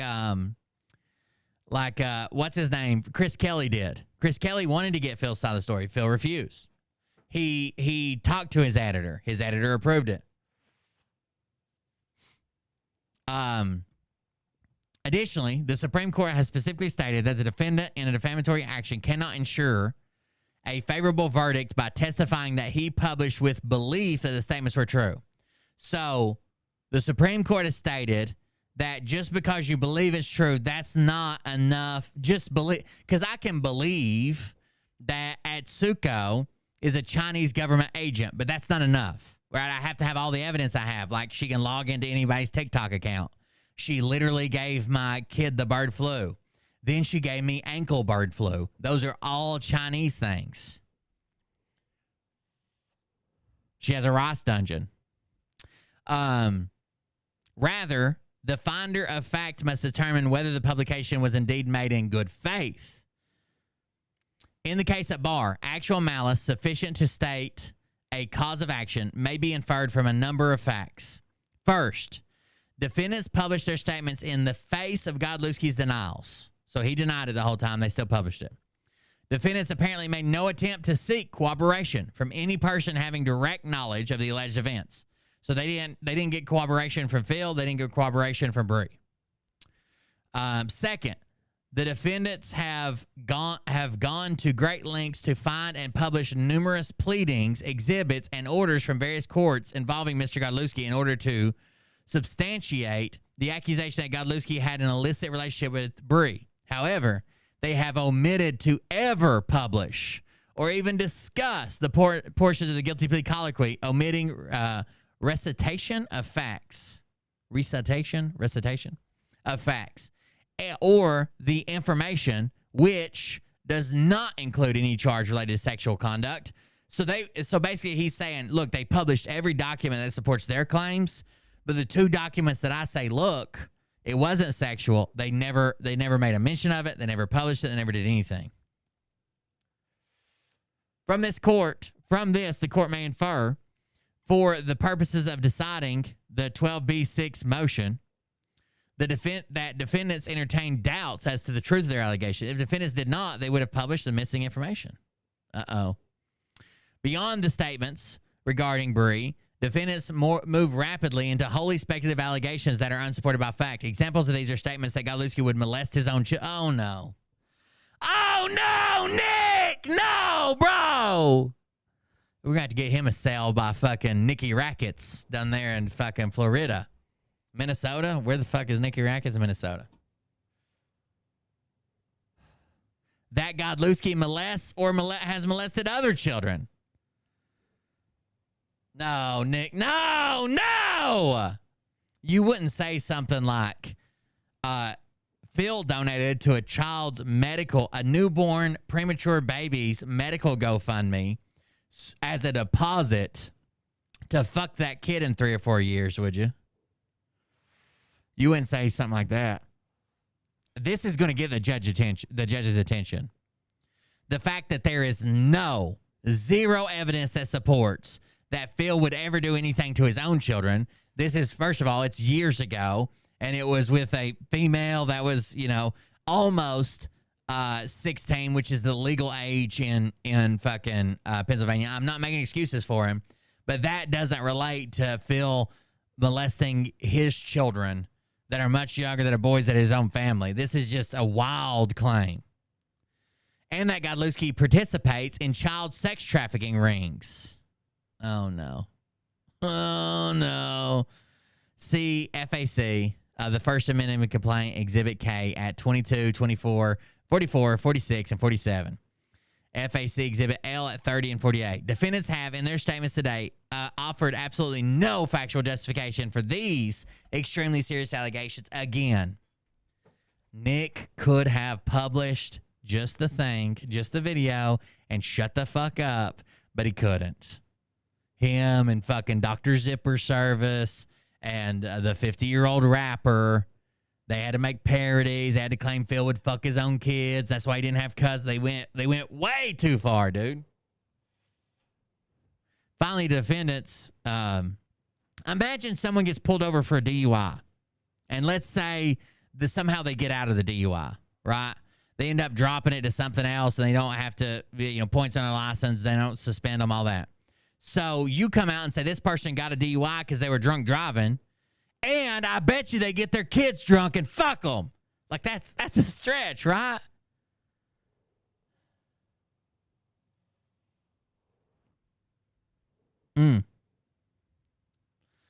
Finally, defendants have not yet been subjected to depositions and written discovery in order to determine their state of mind, their editorial processes, or their adherence to journalistic standards. Accordingly, the court should find that Godlewski has sufficiently pled actual malice, deny defendants 12B6 motion, and move the case to the discovery phase. Damages.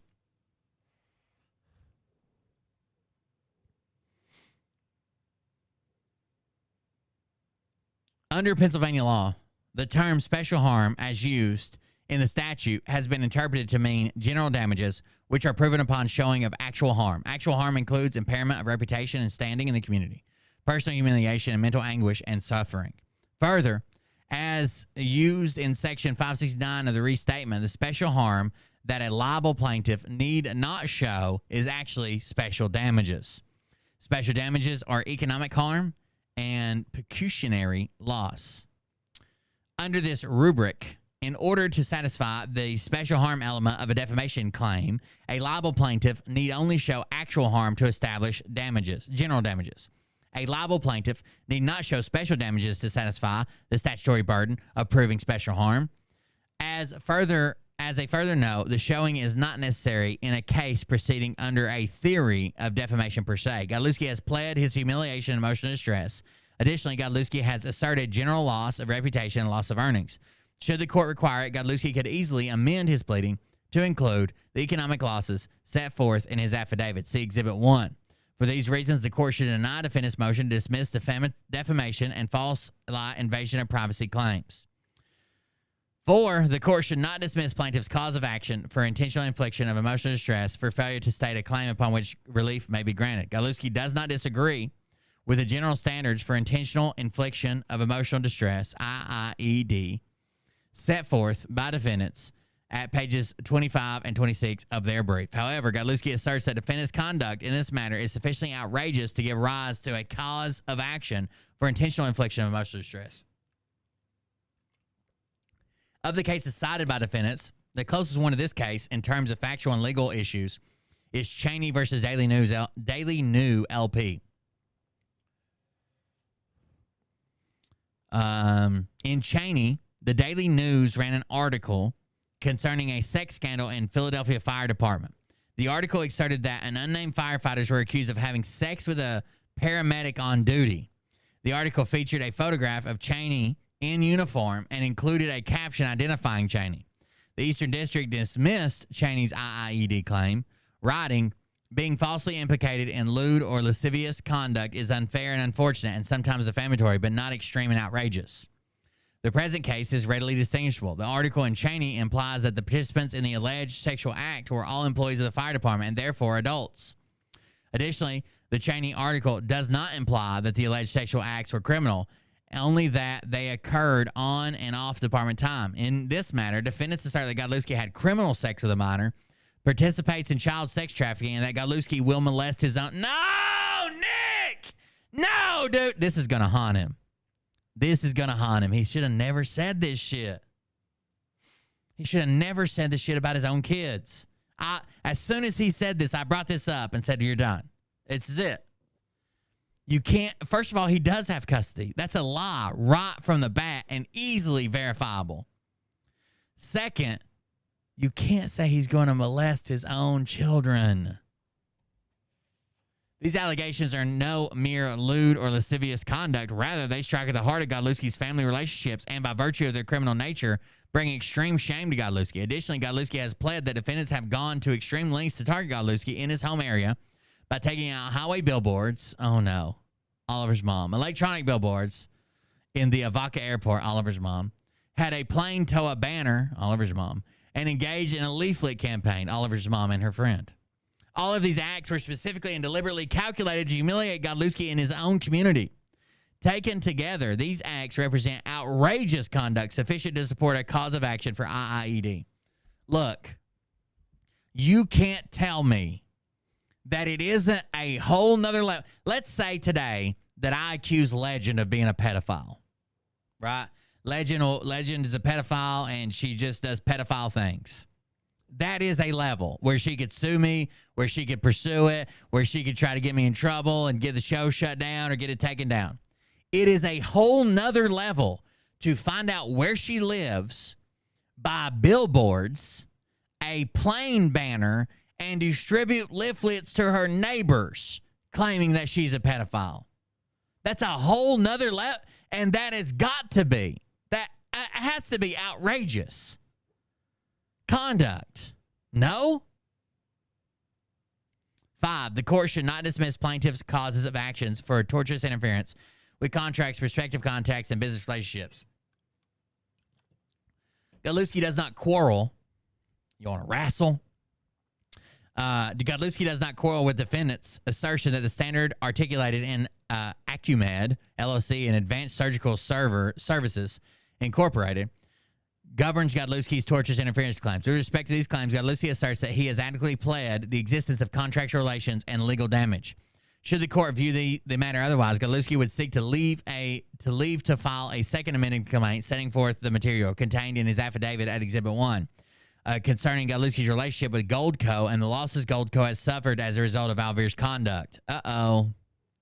Defendant's purposeful action specifically intended to harm Godlewski's contractual relationships. They had a campaign to destroy him and Goldco. What does Goldco have to do?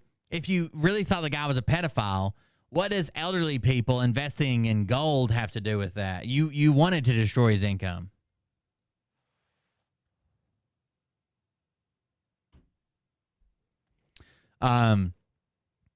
Is adequately pled as Godlewski sets forth numerous statements from Alvear accusing Godlewski of fraud and encouraging viewers to report Godlewski to the Securities Exchange Commission and the FBI. Additionally, defendants' statements accusing Godlewski of criminal sexual misconduct were reasonably calculated to deter business associates from dealing with Godlewski.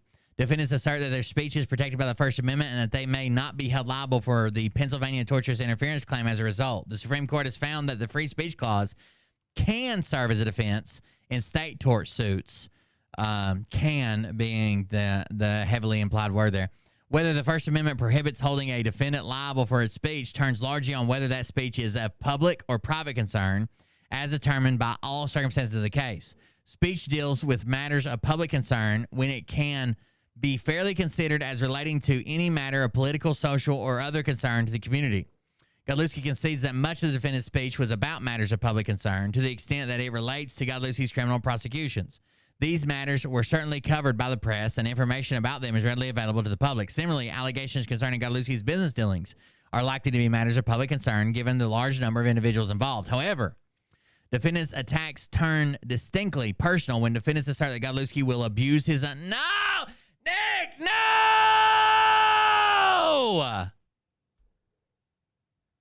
We got to get Nick a time machine. Not so he could go back and retract these claims, so he could go back to where that guy was fucking cranking one out to his wet back. I didn't mean that as a racial slur. I know Nick's got a little south of the border in him. I meant his physical wet back. Just so we're all clear there.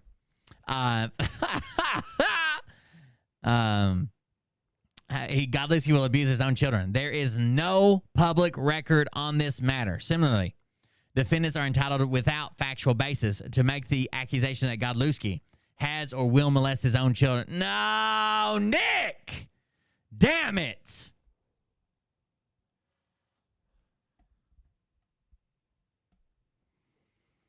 Damn it. I agree with what you're saying, but it doesn't help PG's claim of emotional distress. But yeah, so emotional distress, it doesn't matter if he posed with a sign or not, right? That doesn't matter. You can't, just because he's trying to make the best of a shitty situation, you can't jump into somebody's head and say he's not distressed, right? If someone was slandering me, it might be fucking killing me in the side, but I'm trying to make the best out of a shitty, you can't. Emotional distress is going to depend largely on Phil and what he testifies to, because you can't take his thought process out, right?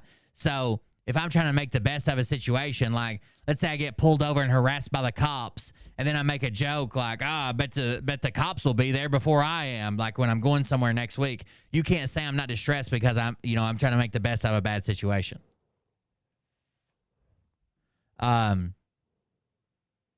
Similar defendants are entirely without factual basis to make the accusation that Godlewski has or will molest his own children. Accordingly, those representations are not privileged by the First Amendment, as they are not matters of public concern, and the court should deny the motion to dismiss. Conclusion. Godlewski apologizes that his brief slightly exceeds the 15-page limit. In consideration of Godlewski's consent to filing a longer brief by defendants, Godlewski prays that the court will excuse his extra pages. So he let them file an extra long amendment. So he's saying, like, even though mine's long, hopefully you'll accept. Even though mine's long, you'll accept it because I accepted theirs. For the foregoing reasons, Plaintiff Phil Godlewski respectfully requests that the Honorable Court deny defendant's motion to dismiss the first amended complaint. In the alternative, should the court deem to dismiss the dismissal appropriate, Godlewski requests that it be done without prejudice to Godlewski's ability to file a second amendment complaint consistent with the court's decision. So he's saying, look, if I do need to include some of these other things, he can't amend. You only get one chance to amend it, so he'll have to basically refile for the second amendment complaint. You only have one chance to amend it under this action. So if they dismiss it, he'll have to file another complaint. But yeah, and it's been served out. Boom, boom. Start 24-day a month. Document ECF system. Bum, bum, bum. Damn it, Nick. You went too far. You and Zipper Service went too far. And you won't even hang out with him. You're trying to make you're trying to make the 50-year-old rapper into Dr. Z now. You're trying to make the 50-year-old rapper into Dr. Z now, and I just don't think it's going to work that way. What do you think? You think it will? You think it'll work out for you? You said that he would fuck his kids. The reason he doesn't have custody of his kids, which he does, is because he would fuck his kids.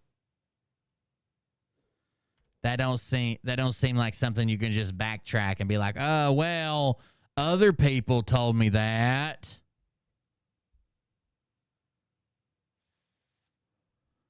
Other people told me that.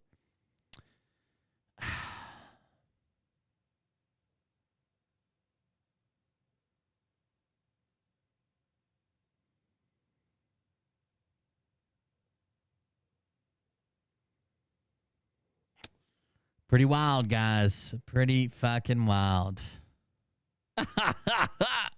I think Nick's kind of fucked.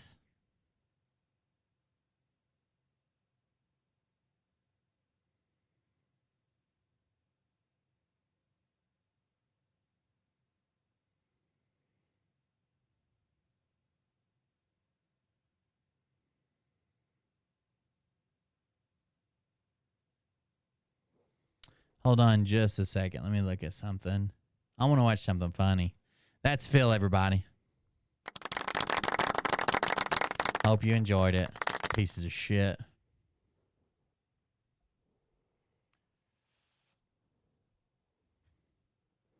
Oh, that's like half of what I had.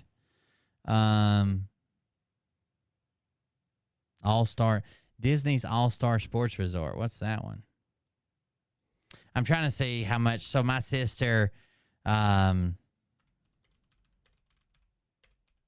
sister obviously took her daughter. We were just talking about it to Disney, and now I feel like my kids really want to go to Disney. I think Liam may be feeling a little bit jealous, but it's so goddamn expensive. So expensive. Like, damn it. That's not bad. I guess it's just sports themed. Like, I just went through Disney's calculator just trying to do it real quick, like a week, 5 days of park passes, shit like that, a hotel or whatever, and I was just clicking, whatever the first, just to see what a ballpark was. It was like 10 grand. It was like $10,000. That's pretty extreme. But I don't mind spending money on them, but I want it to be super memorable and something that I always remember, because we can't. This might be the only time we get to go, if we can even go. I don't know if I'm saying like this year, next year, or something. It's just so extreme. I don't know. Such an expense. We may never get to go. I was just kind of ballparking it just to see. Who knows? Obviously, the YouTube thing's not going to work out for me. What else we got?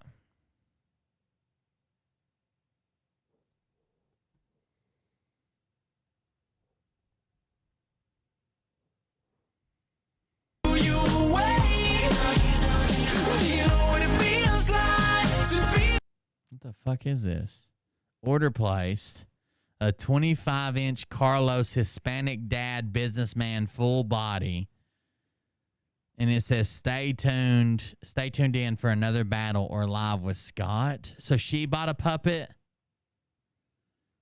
to fight Scott with? You're going to win a game today. I don't think so, too. Go on.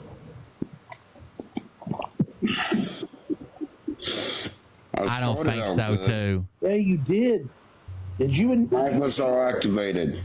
Did you unenable your? Mariah says she wants Ollie to be old enough to like remember it and have fun and be able to experience it all.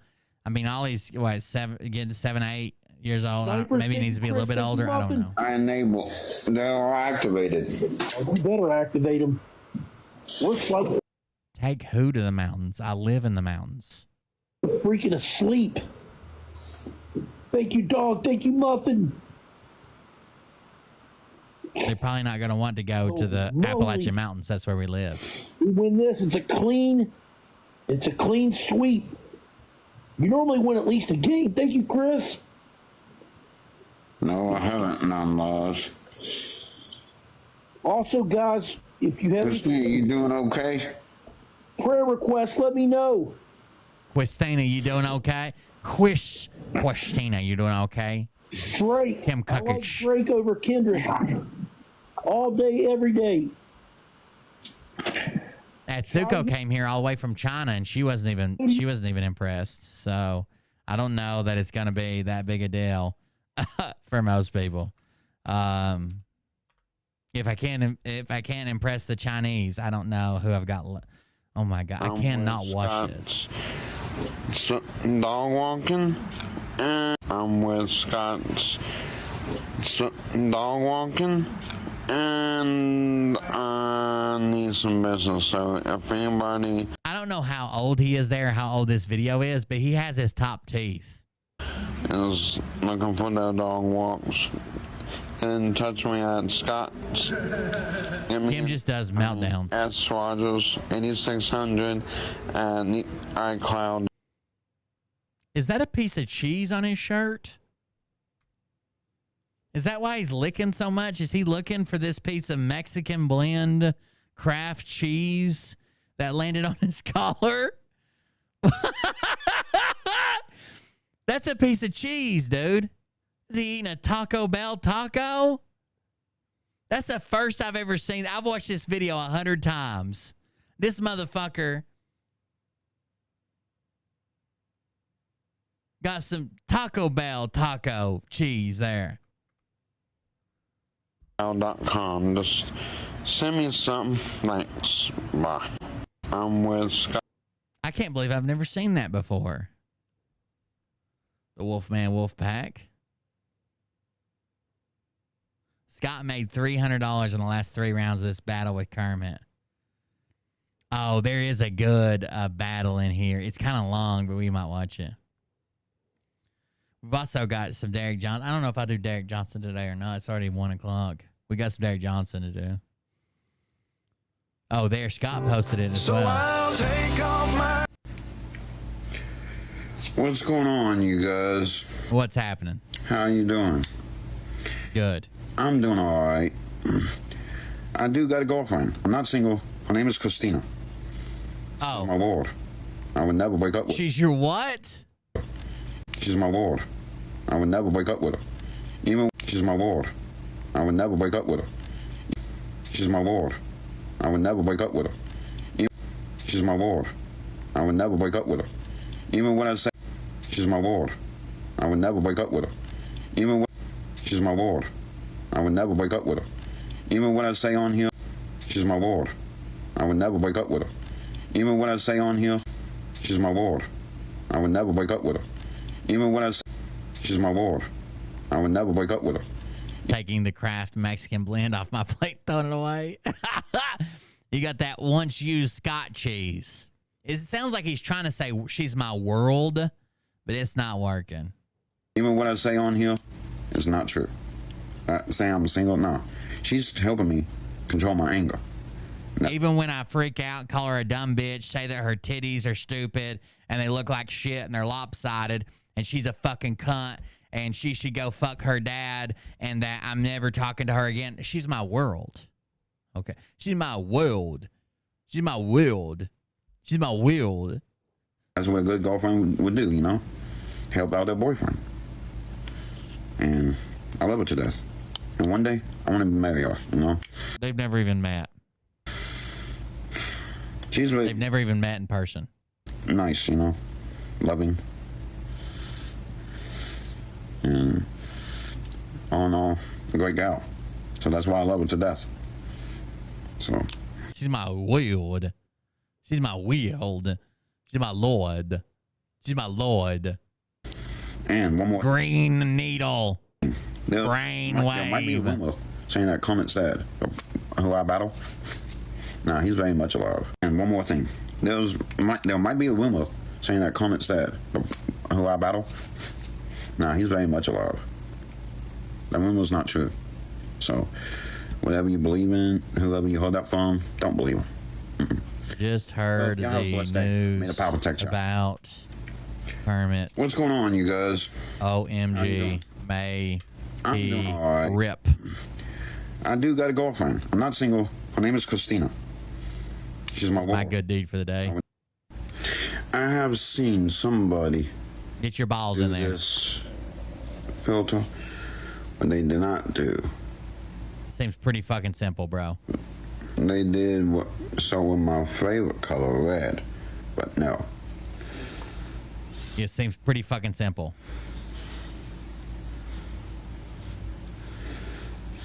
Real fucking simple. Do that too. First. Then I finally found out who these stupid ass filters were made for. Stop using the F word on this platform! Fuck, fuck, fuck, a duck, screw, a kangaroo, 69, a porcupine, orgy at the zoo. Stop using the F word on Orgy at the zoo makes sense for Scott. I always wonder. God damn, he's got some ample bosoms. I always wondering this.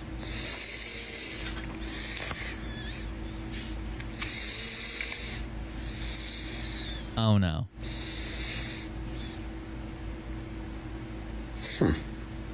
4. I don't even think he knows what it means. It says, see how common your face is and how many lookalikes you might have. And he's just like, I was wondering this. Ain't nobody fucking look like you, Scott. God damn it. Unless someone else is stitched together from 2 also mentally handicapped humans, straight down the middle. Scrotum to forehead. But he's like, I was wondering this. 4. I don't even think he knows what it means. I was wondering this.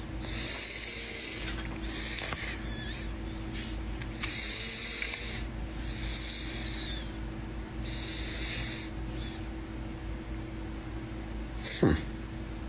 4.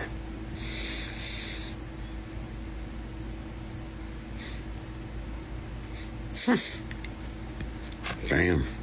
He has no idea what this filter means. I was wondering this thing. This is totally the face I make when this happens. He has no idea what it means. All right, let's see what I need.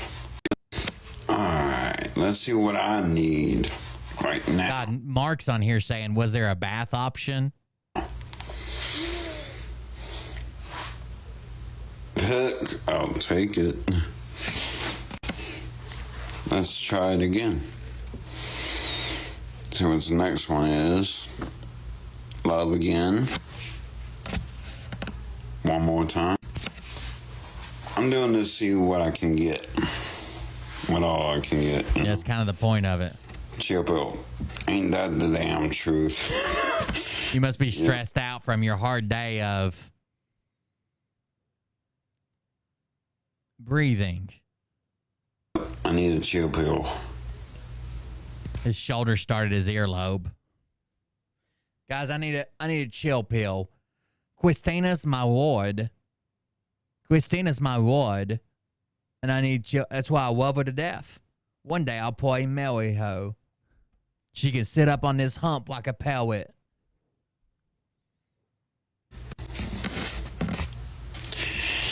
Let's see what else. People. See when you investing in something.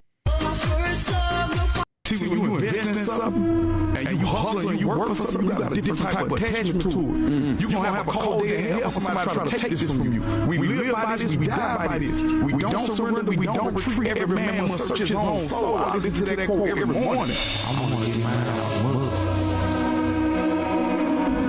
I want mine out the dirt. I don't want no handouts. I don't want no celebrity to co-sign me and somebody to see me in the streets. I remember when. He has no idea what he's doing here. So the goal of this puzzle is to get all the numbers in order. 1, 2, 3, 4, 5, 6, 7, 8, right? And then the center should be open. He has no idea what this is. See, when you invest in something, and you hustle and you work for something, you got a different type of attachment. He's got shrunken head syndrome. It's one of his powers.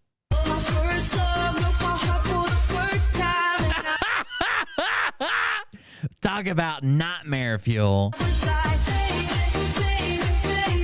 Oh! What's up, you guys? Don't mind the mess.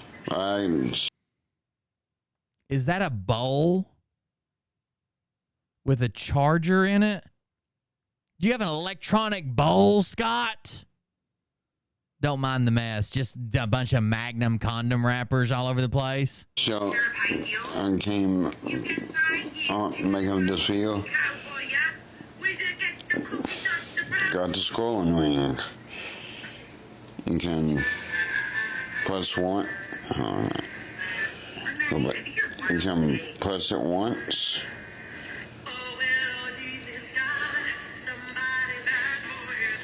Press the middle. Imagine being so fucking lazy that you can't do this.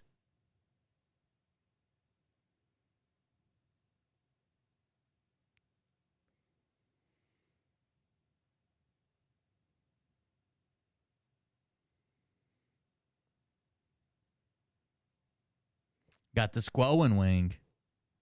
Got the squoing wing. Don't mind the mess, guys.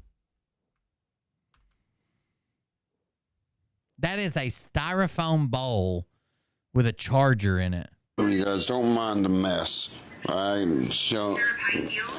I'm minding it. Extra Diet Coke. I'm minding the mess, bro. I'm minding it a lot. Wing white. the wing Willie sets off his assets, if you know what I mean. Came make him this feel. I got the scroll wing. Got the scrolling wing.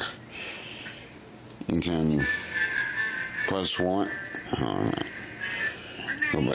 You can press it once.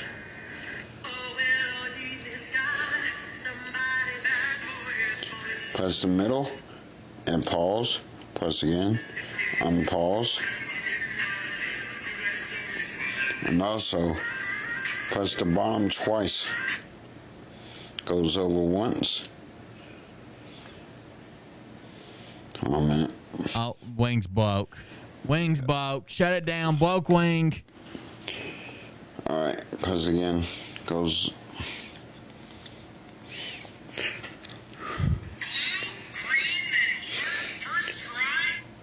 Back that way. It's going up. And it goes up. It's very good. Give it a 2 thumbs up. 2 thumbs up with 1 thumb. Oh, there's Miss Priss. Miss Priss, did you see that video you just saw? Let's see what that account is. I'll find it for you. Right there. It is the Nails channel. Let's see if we can check that out. Hold on, Miss Priss. I'm working for you. I'm here for you. Just wait. What's up, you guys? Don't mind the mess. I got you, Miss Priss. Don't worry. Stand by. Stand down and stand by, Proud Boys.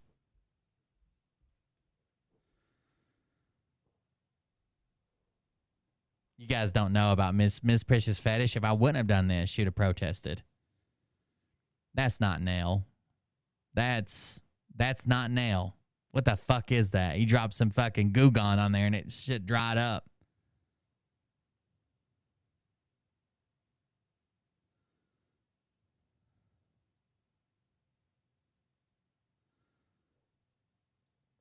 Anyways, we'll just quit watching. Oh, wait, here's one.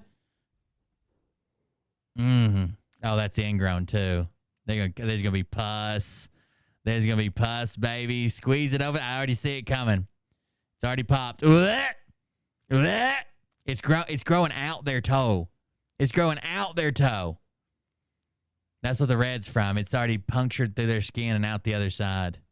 Oh, that's good. That's the money shot, baby. Yeah, got a little chisel on the end of that thing. This was on Scott's feed, so you know he's into this shit. He probably fucking beats it to this. Like Nick Ricada, why are you doing this to me now? Oh, why is my camera on? Get in there. Get in there deep. I'd take another sliver. Yeah, I'd say. Squeeze that bitch. I can tell it's inflamed. Get it.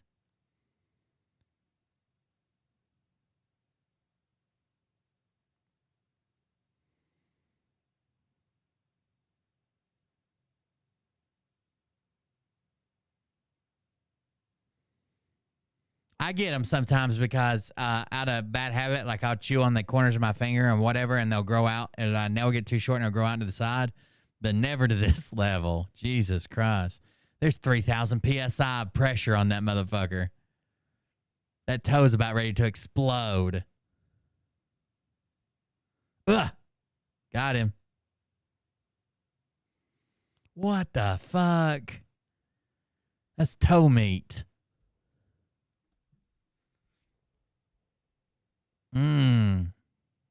Is that an elephant? What are you working on here? A hoof? That one don't look bad.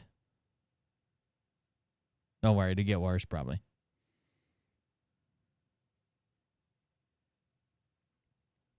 The ones that I think are interesting when they clip it like this and they'll grab the corner and twist the clippers till it pulls it out. They might be getting it. No, they got the stick out. They usually grab it with the clippers and just twist, and it pulls out like a thing like this long that's been growing into their toe. and causes it to get that pus and shit there. Look how long that piece is. That's not supposed to be in your skin. Your nail's outside the boundaries, okay? Oh, it just keeps coming. Oh, my God. Oh, that's toe meat. Toe meat's not so bad. I thought it was all nail. That's a Clydesdale. Look at that bunion. What the fuck? There's no audio on any of these videos. That's a toe meat sandwich. Will's a fucking weirdo. What? I hate these videos. I do this for Miss Priss. That's some type of larva. I've seen that before. He stepped on a Lego back in 1972. And here we are, 2024. His foot just grew around the Lego. God damn, why is it all separated like that? That's weird. It's like an alien baby. And his toe meat.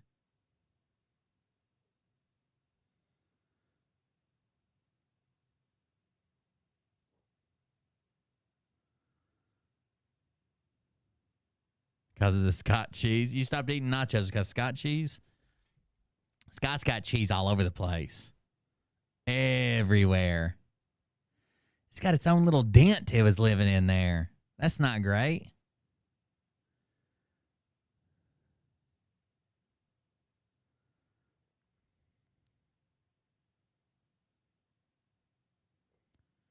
The fuck is that? I hate when they do like an elderly person's nails or something, and they'll be like, you got a dog? Yeah, because there's like a ton of dog hair, and it looks like an air filter in a house with a pet that hasn't been changed in 10 years. They just be like fucking hair packed under the nail. That looked good. How is the pus back here? What'd they do? Usually the pus is at the front corner. They got a little pus pocket back there. What they got going on? Little pus pocket. That's interesting. I say split that motherfucker. Let's get it. Don't wait on me. You waiting on me, you're backing up. Let's go. What? That forbidden fucking butter. Don't ignore it. Hook it.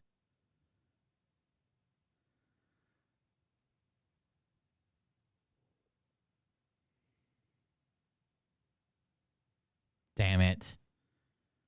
What the fuck is that? Leech. Just keep cutting that heel. You got it. It's a pebble. It's a rock. It's a type of larva.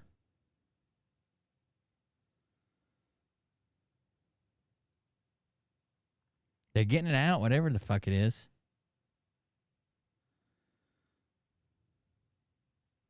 Okay. We got here just a simple nail job, Miss Priss. This one isn't too bad. I don't know if this is part of you getting your jollies off. It does look like it has maybe some inflammation over there. I'm not positive. Oh, yeah. That's an ingrown, Miss Priss. Is that what you're into or what? I don't know. You tell me. What's your fantasies?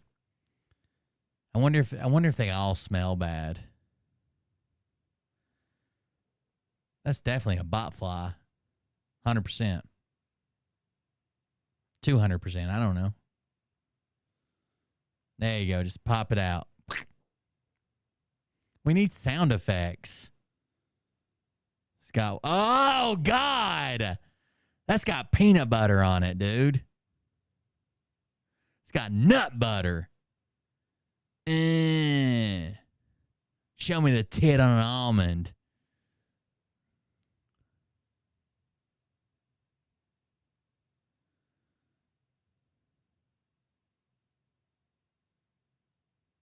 Why'd he put it back? He's like, this is where it came from.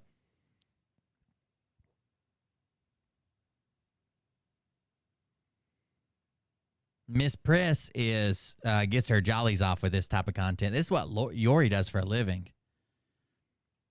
Pretty sure something like this. Some of these videos might be yours from her practice.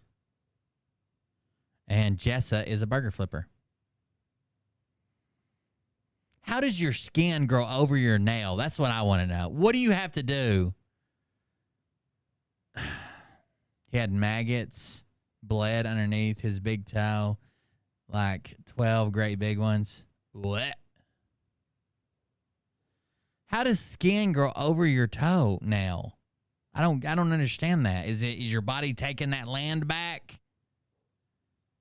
Oh, good God Almighty. That one we watched that time where that guy had those foot wraps on and said he never takes them off. He had those ants in there.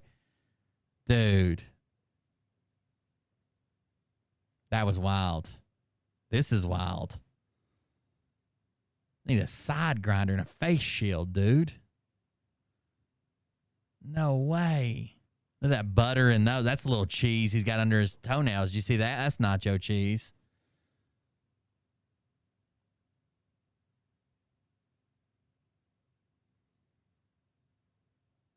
How do you wear shoes, dude? Somebody just leave you sitting somewhere for the last 2 years? What? Here we go. That's the ingrown for sure. I see the pus pocket. Get it, baby. Get it. Grab them. Oh, yeah. Yes. Yes. Sweet release. I wish that was my fucking toe. God, that would feel so good. I had a bump right here the other night and popped it, and I could hear it. I could hear it.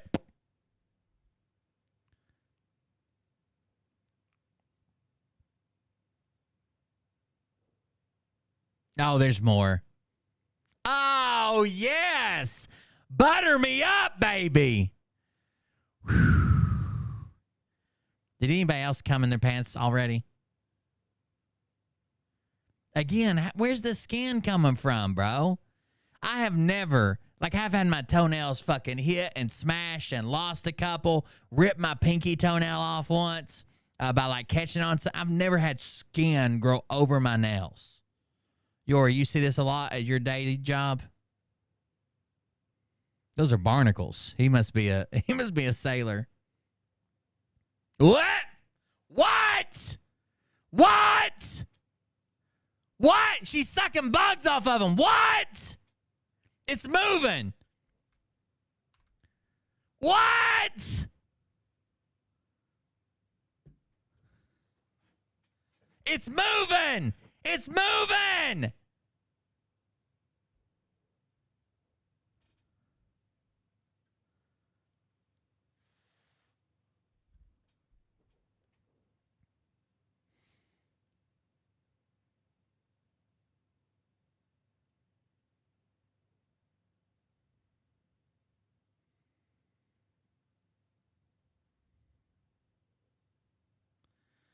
What the fuck is happening?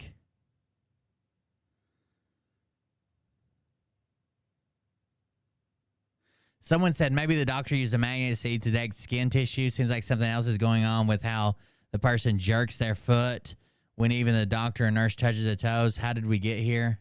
I don't know, but I'm glad we're here, aren't you? They're running from the suction. They were running from it. What? Uh-oh, I see another pocket. You ready to see another pop? You ready, legend? Here it comes. That's going to be a pop right there. That's what all that yellow shit is.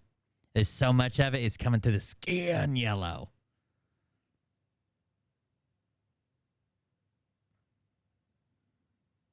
Oh, there it comes. Come on, thick like margarine. There it is, baby.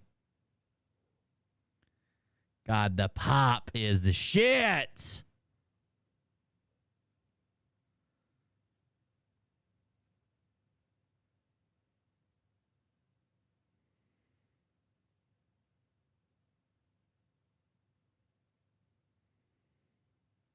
Pull it out of there. It's stanky and wet. Ooh, skin cells attached to it. Let's go.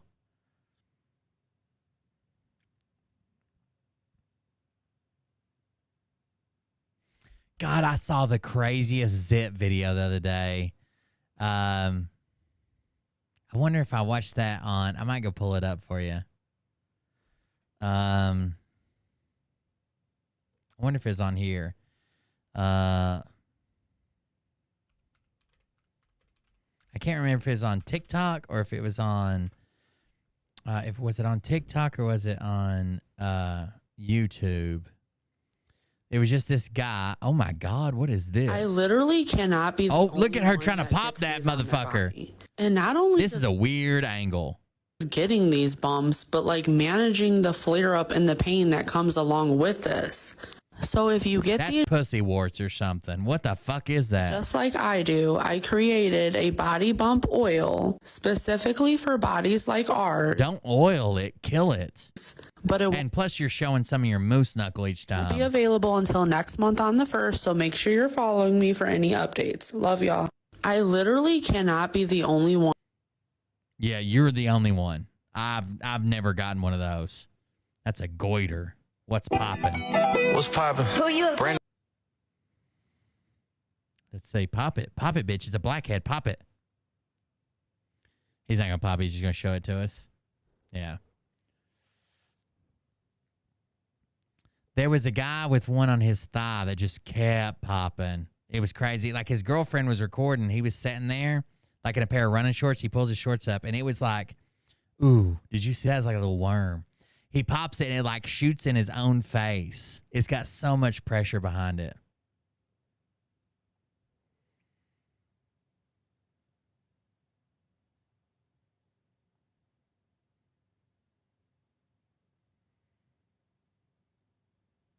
Oh, blackheads are pretty good sometimes. And look at a snake charmer coming out. What?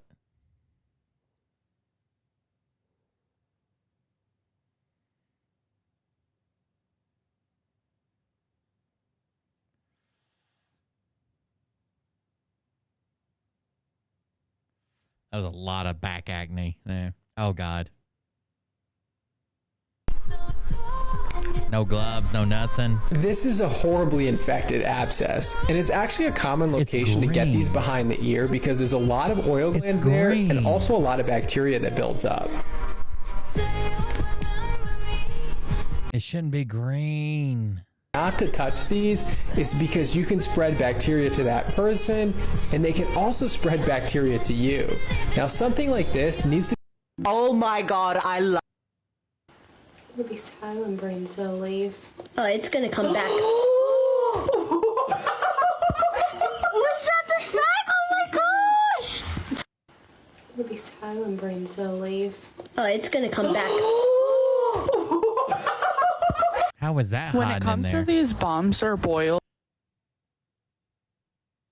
What are you showing me? What did you lift and move to the side? When it comes to these bumps or boils on my body, sometimes they don't drain, but sometimes they do, like this one. I don't normally like to use like antibiotic cream just because I'm so weird about things on my body because I get these bumps. But I had to use my antibiotic cream for like a day or two. And then this has the way she's rubbing it and shit. This is the same one that was showing her pussy flaps. And trying to, this has to be something sexual, right? Is that all of her content's about this? You already flapped your pussy flaps at me. Like they look like they were fucking, I was having a lip read over here. This has to be some, yeah. This is some sexual.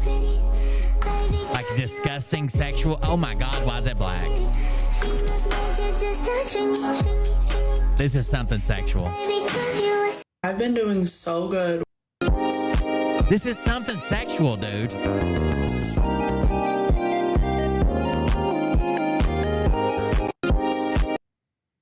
If you're wondering what the heck is this black stuff that this girl is putting on her body, it's an all-natural drawing ointment that can pull out inflammation, pus, infection, redness. This is something sexual. Underneath this. You've got so many folds, lady. I used to do the same thing. I mean, I kind of. This is a kink, right? So this is a good.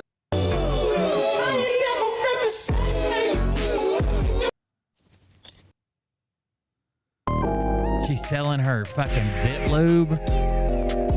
Would you rather? You just got. Don't. Why use chemically made oils, creams, ointments that have so many types? The one and just like before. I don't think people are talking about. I would like to see her pop some of these, for real. Sure you can change him, but I know you won't. I don't mind like showing my body like this to people because I know there is at least one person out there looking at this video and relating to no flare-ups. If you don't know what this is a boil on the side of my tummy. A boil can happen when one of... That's not a tummy. That's a fucking tumble. I don't know what the fuck. That needs a more official... A tummy? Like you would say to a child? There might be a child with a tummy inside there. That's not a tummy, lady. I just woke up. Girl, let me tell you what it looks. She's always oiling it. You look like waves on a sunset. This is not my nipple. This is a flare-up on the... Imagine having to tell somebody, hey, I appreciate you trying to like suck on it, but that's actually a bump. My nipple's a little north of that region.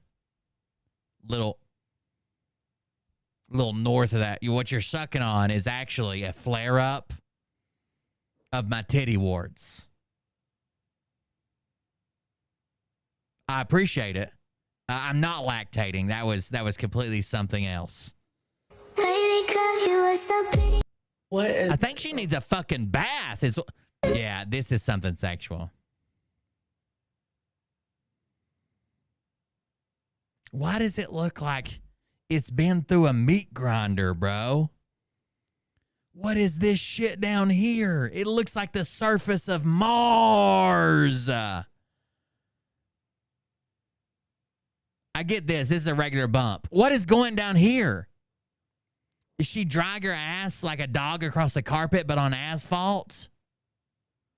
I can see pieces of tarmac in there.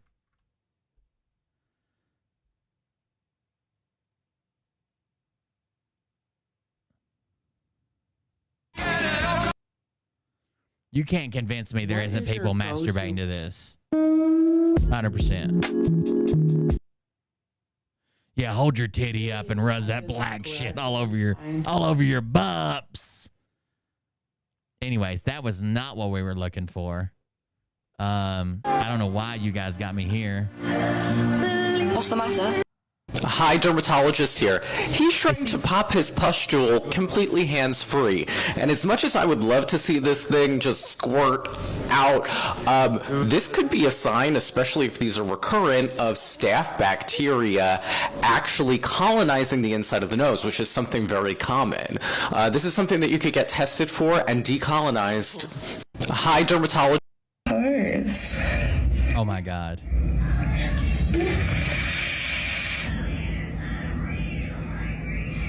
Oh my gosh. So damn sore.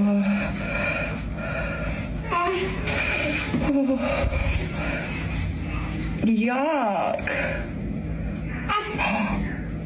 What the heck? That's disgusting. Yeah. What even in the freaking pose? I got that thin spit in the back of my mouth like I was going to puke for a second. It went away.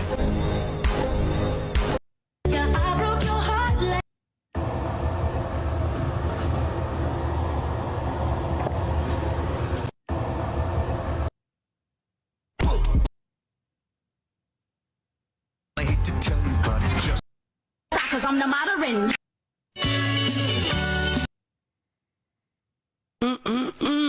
Some spicy wings, crinkle cut fries, Mountain Dew on...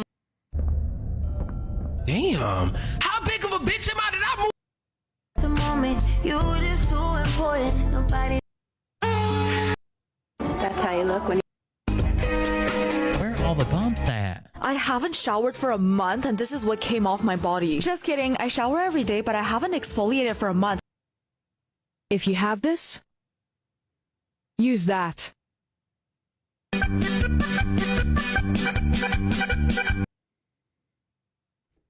Oh, God. That's a tampon.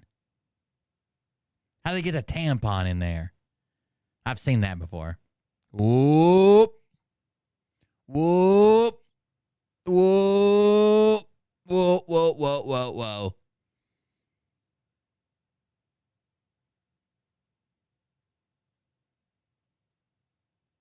What the fuck is that? What is that? What is that? We found the end of the internet. It's too much. It's too far. Why is there a tangerine in there? That might be wound dressing. Some of that might be wound dressing, maybe. Who puts carrots in their potato salad? That's disgusting. Looks like a drainage tube got infected, someone said.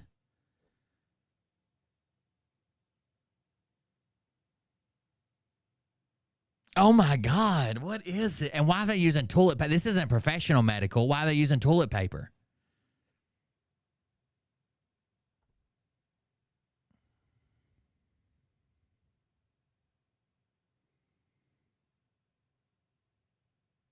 Is it like, you think it's like a dummy or something? What? No, the reddening of the skin looks natural and real. They took a core sample. The reason the hole's perfectly circle is they take like a decoring tool. My BF pulled the fattest chunk of pus out of his nose.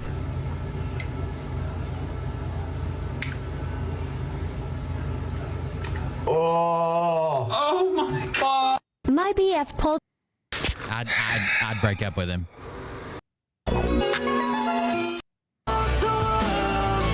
If you suffer from this, go to Walmart, get you some Zap It for $4. Go to Amazon, get you some 10 Skin for $10 and put it on after you exfoliate in the shower. Look, when I say thunder thighs, I mean they don't glide past one another. See? That's what I mean. When I say thunder thighs, like there's no gap. So when you're walking on the beach, that's what I'm talking about. She's pretty, but look at her hip dips. Shut up! Sorry, what were we talking about, guys? I got distracted. Yeah,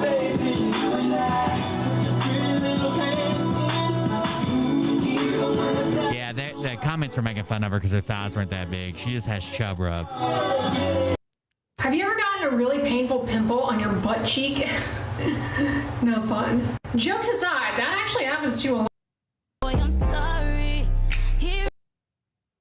Pimple popping warning. I suffer from cystic acne on my back. Because that hurt. So I decided enough is enough. I'm going to do something about it. If there's one person I trust with my skin, it's Dr. Dennis Gross. And he just launched a breakout solution that I'm obsessed with. I've been using this on my back every day for 2 weeks. What happened to that back knee? Looks pretty good. Well, on my journey of being acne-free with Is that DDG. her dad? Pimple popping warning. Baby, I'm a gangster too. It takes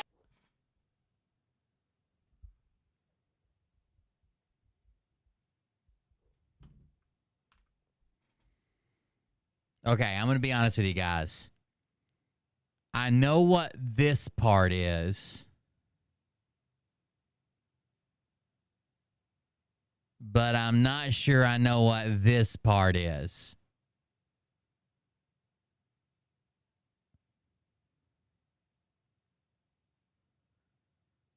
I have to go back to anatomy. That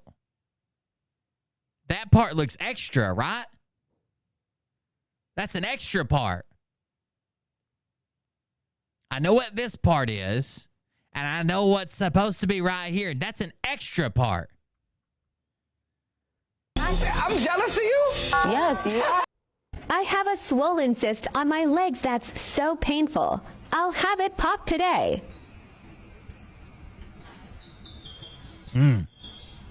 Anyways, these are not the videos we were looking for.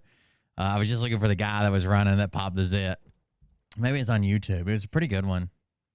I just want to show it to Legend. And then that potato salad carrot medley came out. The mixed vegetables and pus.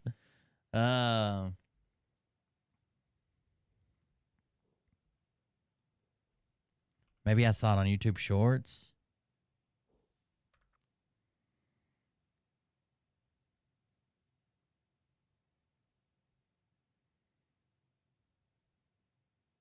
No, it don't look like it. I don't know where I saw it at. I don't think you can search like I don't think you can search videos you've already watched on this one. This one. Here we go. Watch this guy. Watch it. Look how far that shoots. It hit him in the face, I think. The first one. Watch.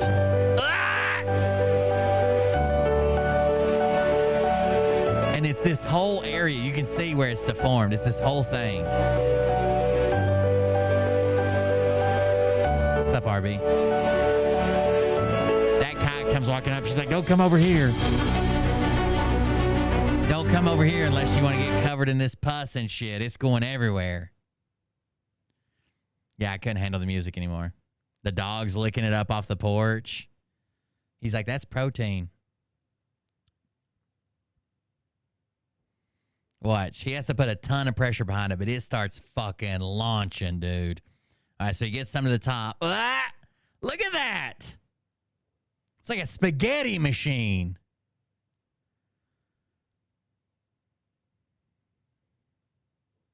I want one just to fucking pop it. Ugh. This isn't who I saw it from. I saw it from the main account, I guess, because I actually heard them talking and shit. But it was definitely on that guy's leg while he was sitting outside on that porch.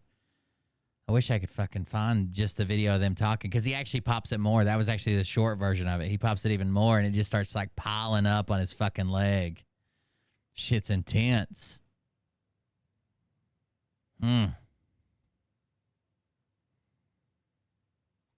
Skin fungus.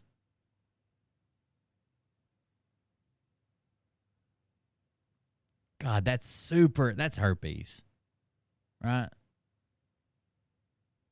Because I know Brufoli. I think that's my name in Italian is Doctoressa Scacciabrufoli, so that must be pimple popper or something. That looks like it could be a pustule. There's a possibility this could be HSV, a cold sore. Okay, so this one must be in Italian because I know Brufoli. I think that's my name in Italian is. Dr. Pimple. Oh my God. That's that thing on Scott Rogers' name. I know you're obsessed with me.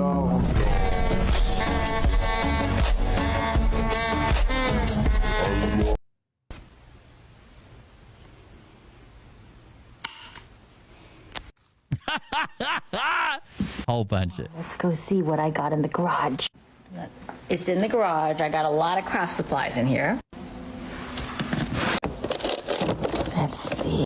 I'm ready. Gonna bring this to the office. Pete's chandelier. Don't forget. Here are. What are free? Now, have you ever had blackheads and whiteheads in this area? It's somewhat common to have them on your upper lip or on your upper and lower lip, and this is called along the vermilion border. This young lady has psoriasis, very typical on the scalp, a very common area to get psoriasis. Psoriasis is pretty common. It is not life-threatening, but you do get this thick, what we call micaceous or lamellar scale that's stuck to your body. And it's particularly hard on your scalp because you can't really pick that off. It gets caught in each hair like bubble gum would, I would suppose, to somebody who doesn't get this kind of thing in their scalp, and very hard to remove. So she's really found a way to remove this. I think that's satisfying for people to watch, but you can see she doesn't really lose very many hairs, which you'd be, concerned about, because if you pull too hard, you're going to pull your hairs out. So this is my unpopped burn blister. It's a blister. Don't do that. burn, blister. Don't do that. Of about 6 days. I burned it last Sunday evening on stepping on a piece of coal. Coal. And it's very large and disgusting and very painful. Don't. I would like to touch it. Don't please. touch it. May I touch your egg? And I could not night, pop it. Pain is worse. There are two main types of blisters or bullae. There are tense or flaccid blisters. And this is a tense one because it's deeper. It has damaged below the epidermis. And so that area over the skin is thicker. This is very difficult on the bottom of your foot because you can't function. You can't move around easily. And it is painful because of this tenseness or this swelling. It puts pressure on those sensory nerves. So it really hurts. My best advice to sort of alleviate this for you is to not take the roof off of that or the top off of this blister because the skin under there is raw. It has not healed. But make a little nick with a sterile needle. That's what I do. Is I pop them, but I leave because if you pop them and then peel the skin back, like it's so, even like small blisters, it's so fucking tender all day. I pop them and you just let the skin fall back down on them, and eventually the skin falls off.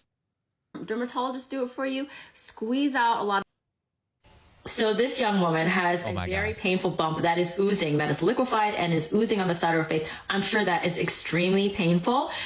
She calls it cellulitis, but that is not really what this is. And so let me explain. Let me show you what cellulitis looks like. So this is from one of my dermatology textbooks. This is what cellulitis looks like. It is inflammation around the subcutaneous. That's good, but sometimes the cyst can just rupture under the skin. If it breaks under the skin, it's called a sterile abscess or a sterile inflamed cyst. Really, the process is if a cyst ruptures. Look at your jawline. It's really nice.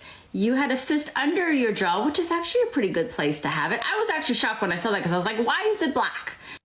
You had me fooled here for a second because I was like, what is this? Why is it made it black and white? He like charcoal. But I realized that you were smart and you made it black and white so that we wouldn't get grossed out or you wouldn't get blocked or have some.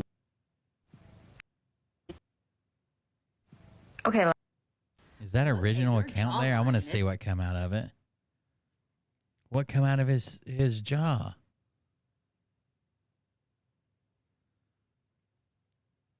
How old is the video clip? I want to see what come out of his jaw.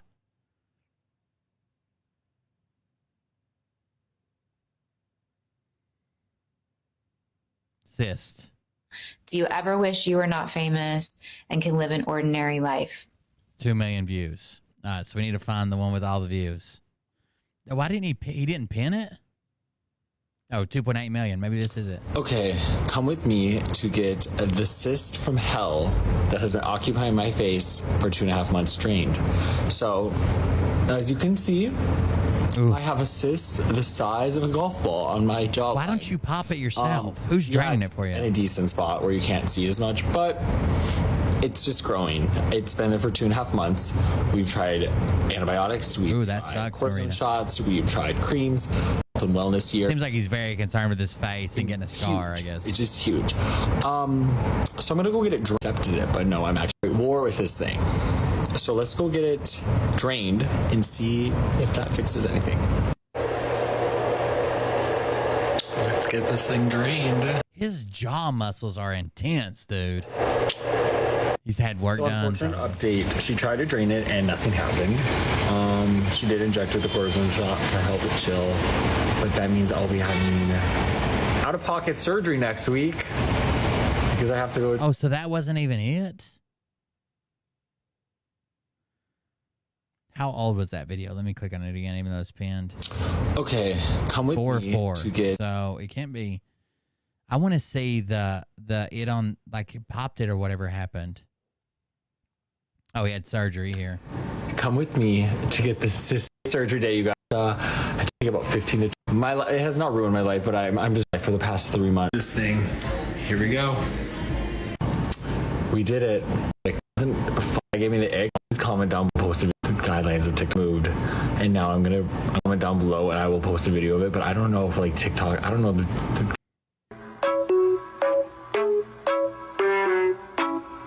If I worried what every bitch in New York was saying about me. He said he'll post it. I mean, yeah, he got me. There it is. told you, get the hell out of here. God, that's a lot of shit out of there. And it's thick, too. It's not liquidy. Get the hell out of here. You're not welcome. Okay. See the other guy. Get. It wasn't as impressive as I thought. I was hoping there was gonna be some action shots. All right, guys, that's your catch up on zits. In case you were wondering, What the Sigma? that is, you've been. Uh-oh. What are you talking about? I'm the Rizzler. Skibbity Ohio Riz. Ohio Riz.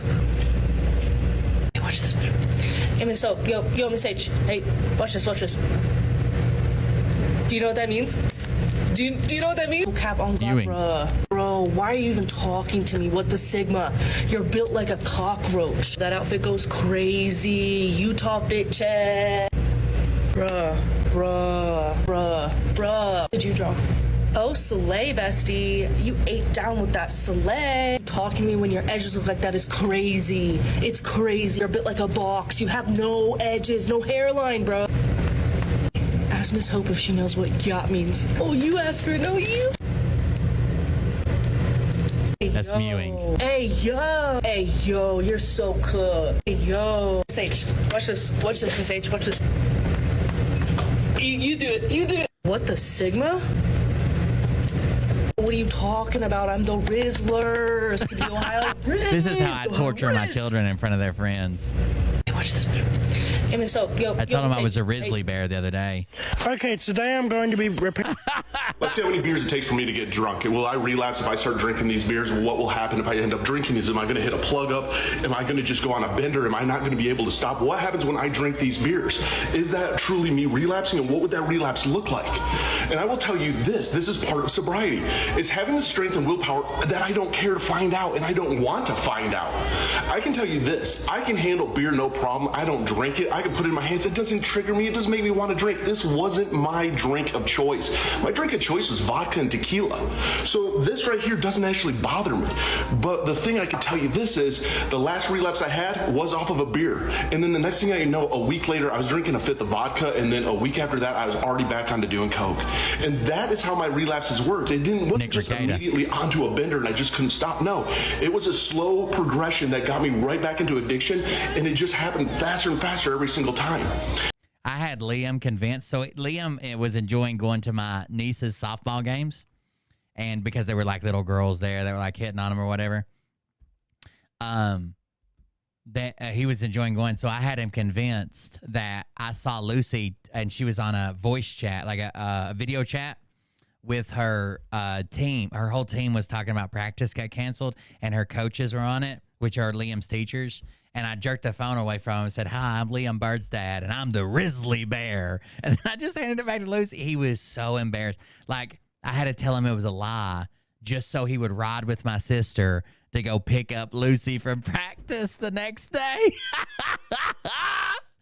Oh, that's what I'm here for, to torment the kids. Guys, support the show while we're offline, coldbeer.fund. I'll be back, hopefully, with a better schedule this week. Enjoy your Memorial Day tomorrow. Shout out to all those that have fallen so we could be here right now doing this. But it's going to be a rough day today, rough day tomorrow. I hope you guys have a good one, and we'll see everybody on the next one. Have a good night. Love you. See you. Bye.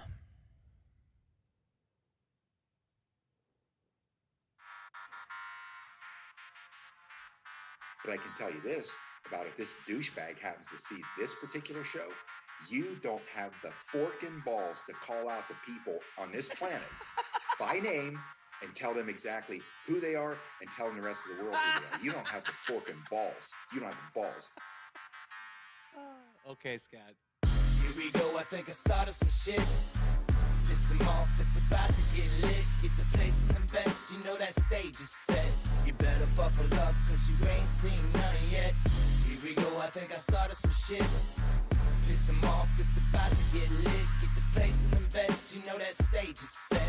You better buckle up, cause you ain't seen none yet. And they say that I'm a lunatic. Well, listen, bitch, I came equipped with a quick wit and a 6th sense for the stupid shit. Where my true believer? Y'all need Jesus. Praise the Lord and to the extreme. All these false fucking prophets who profit off of gossip.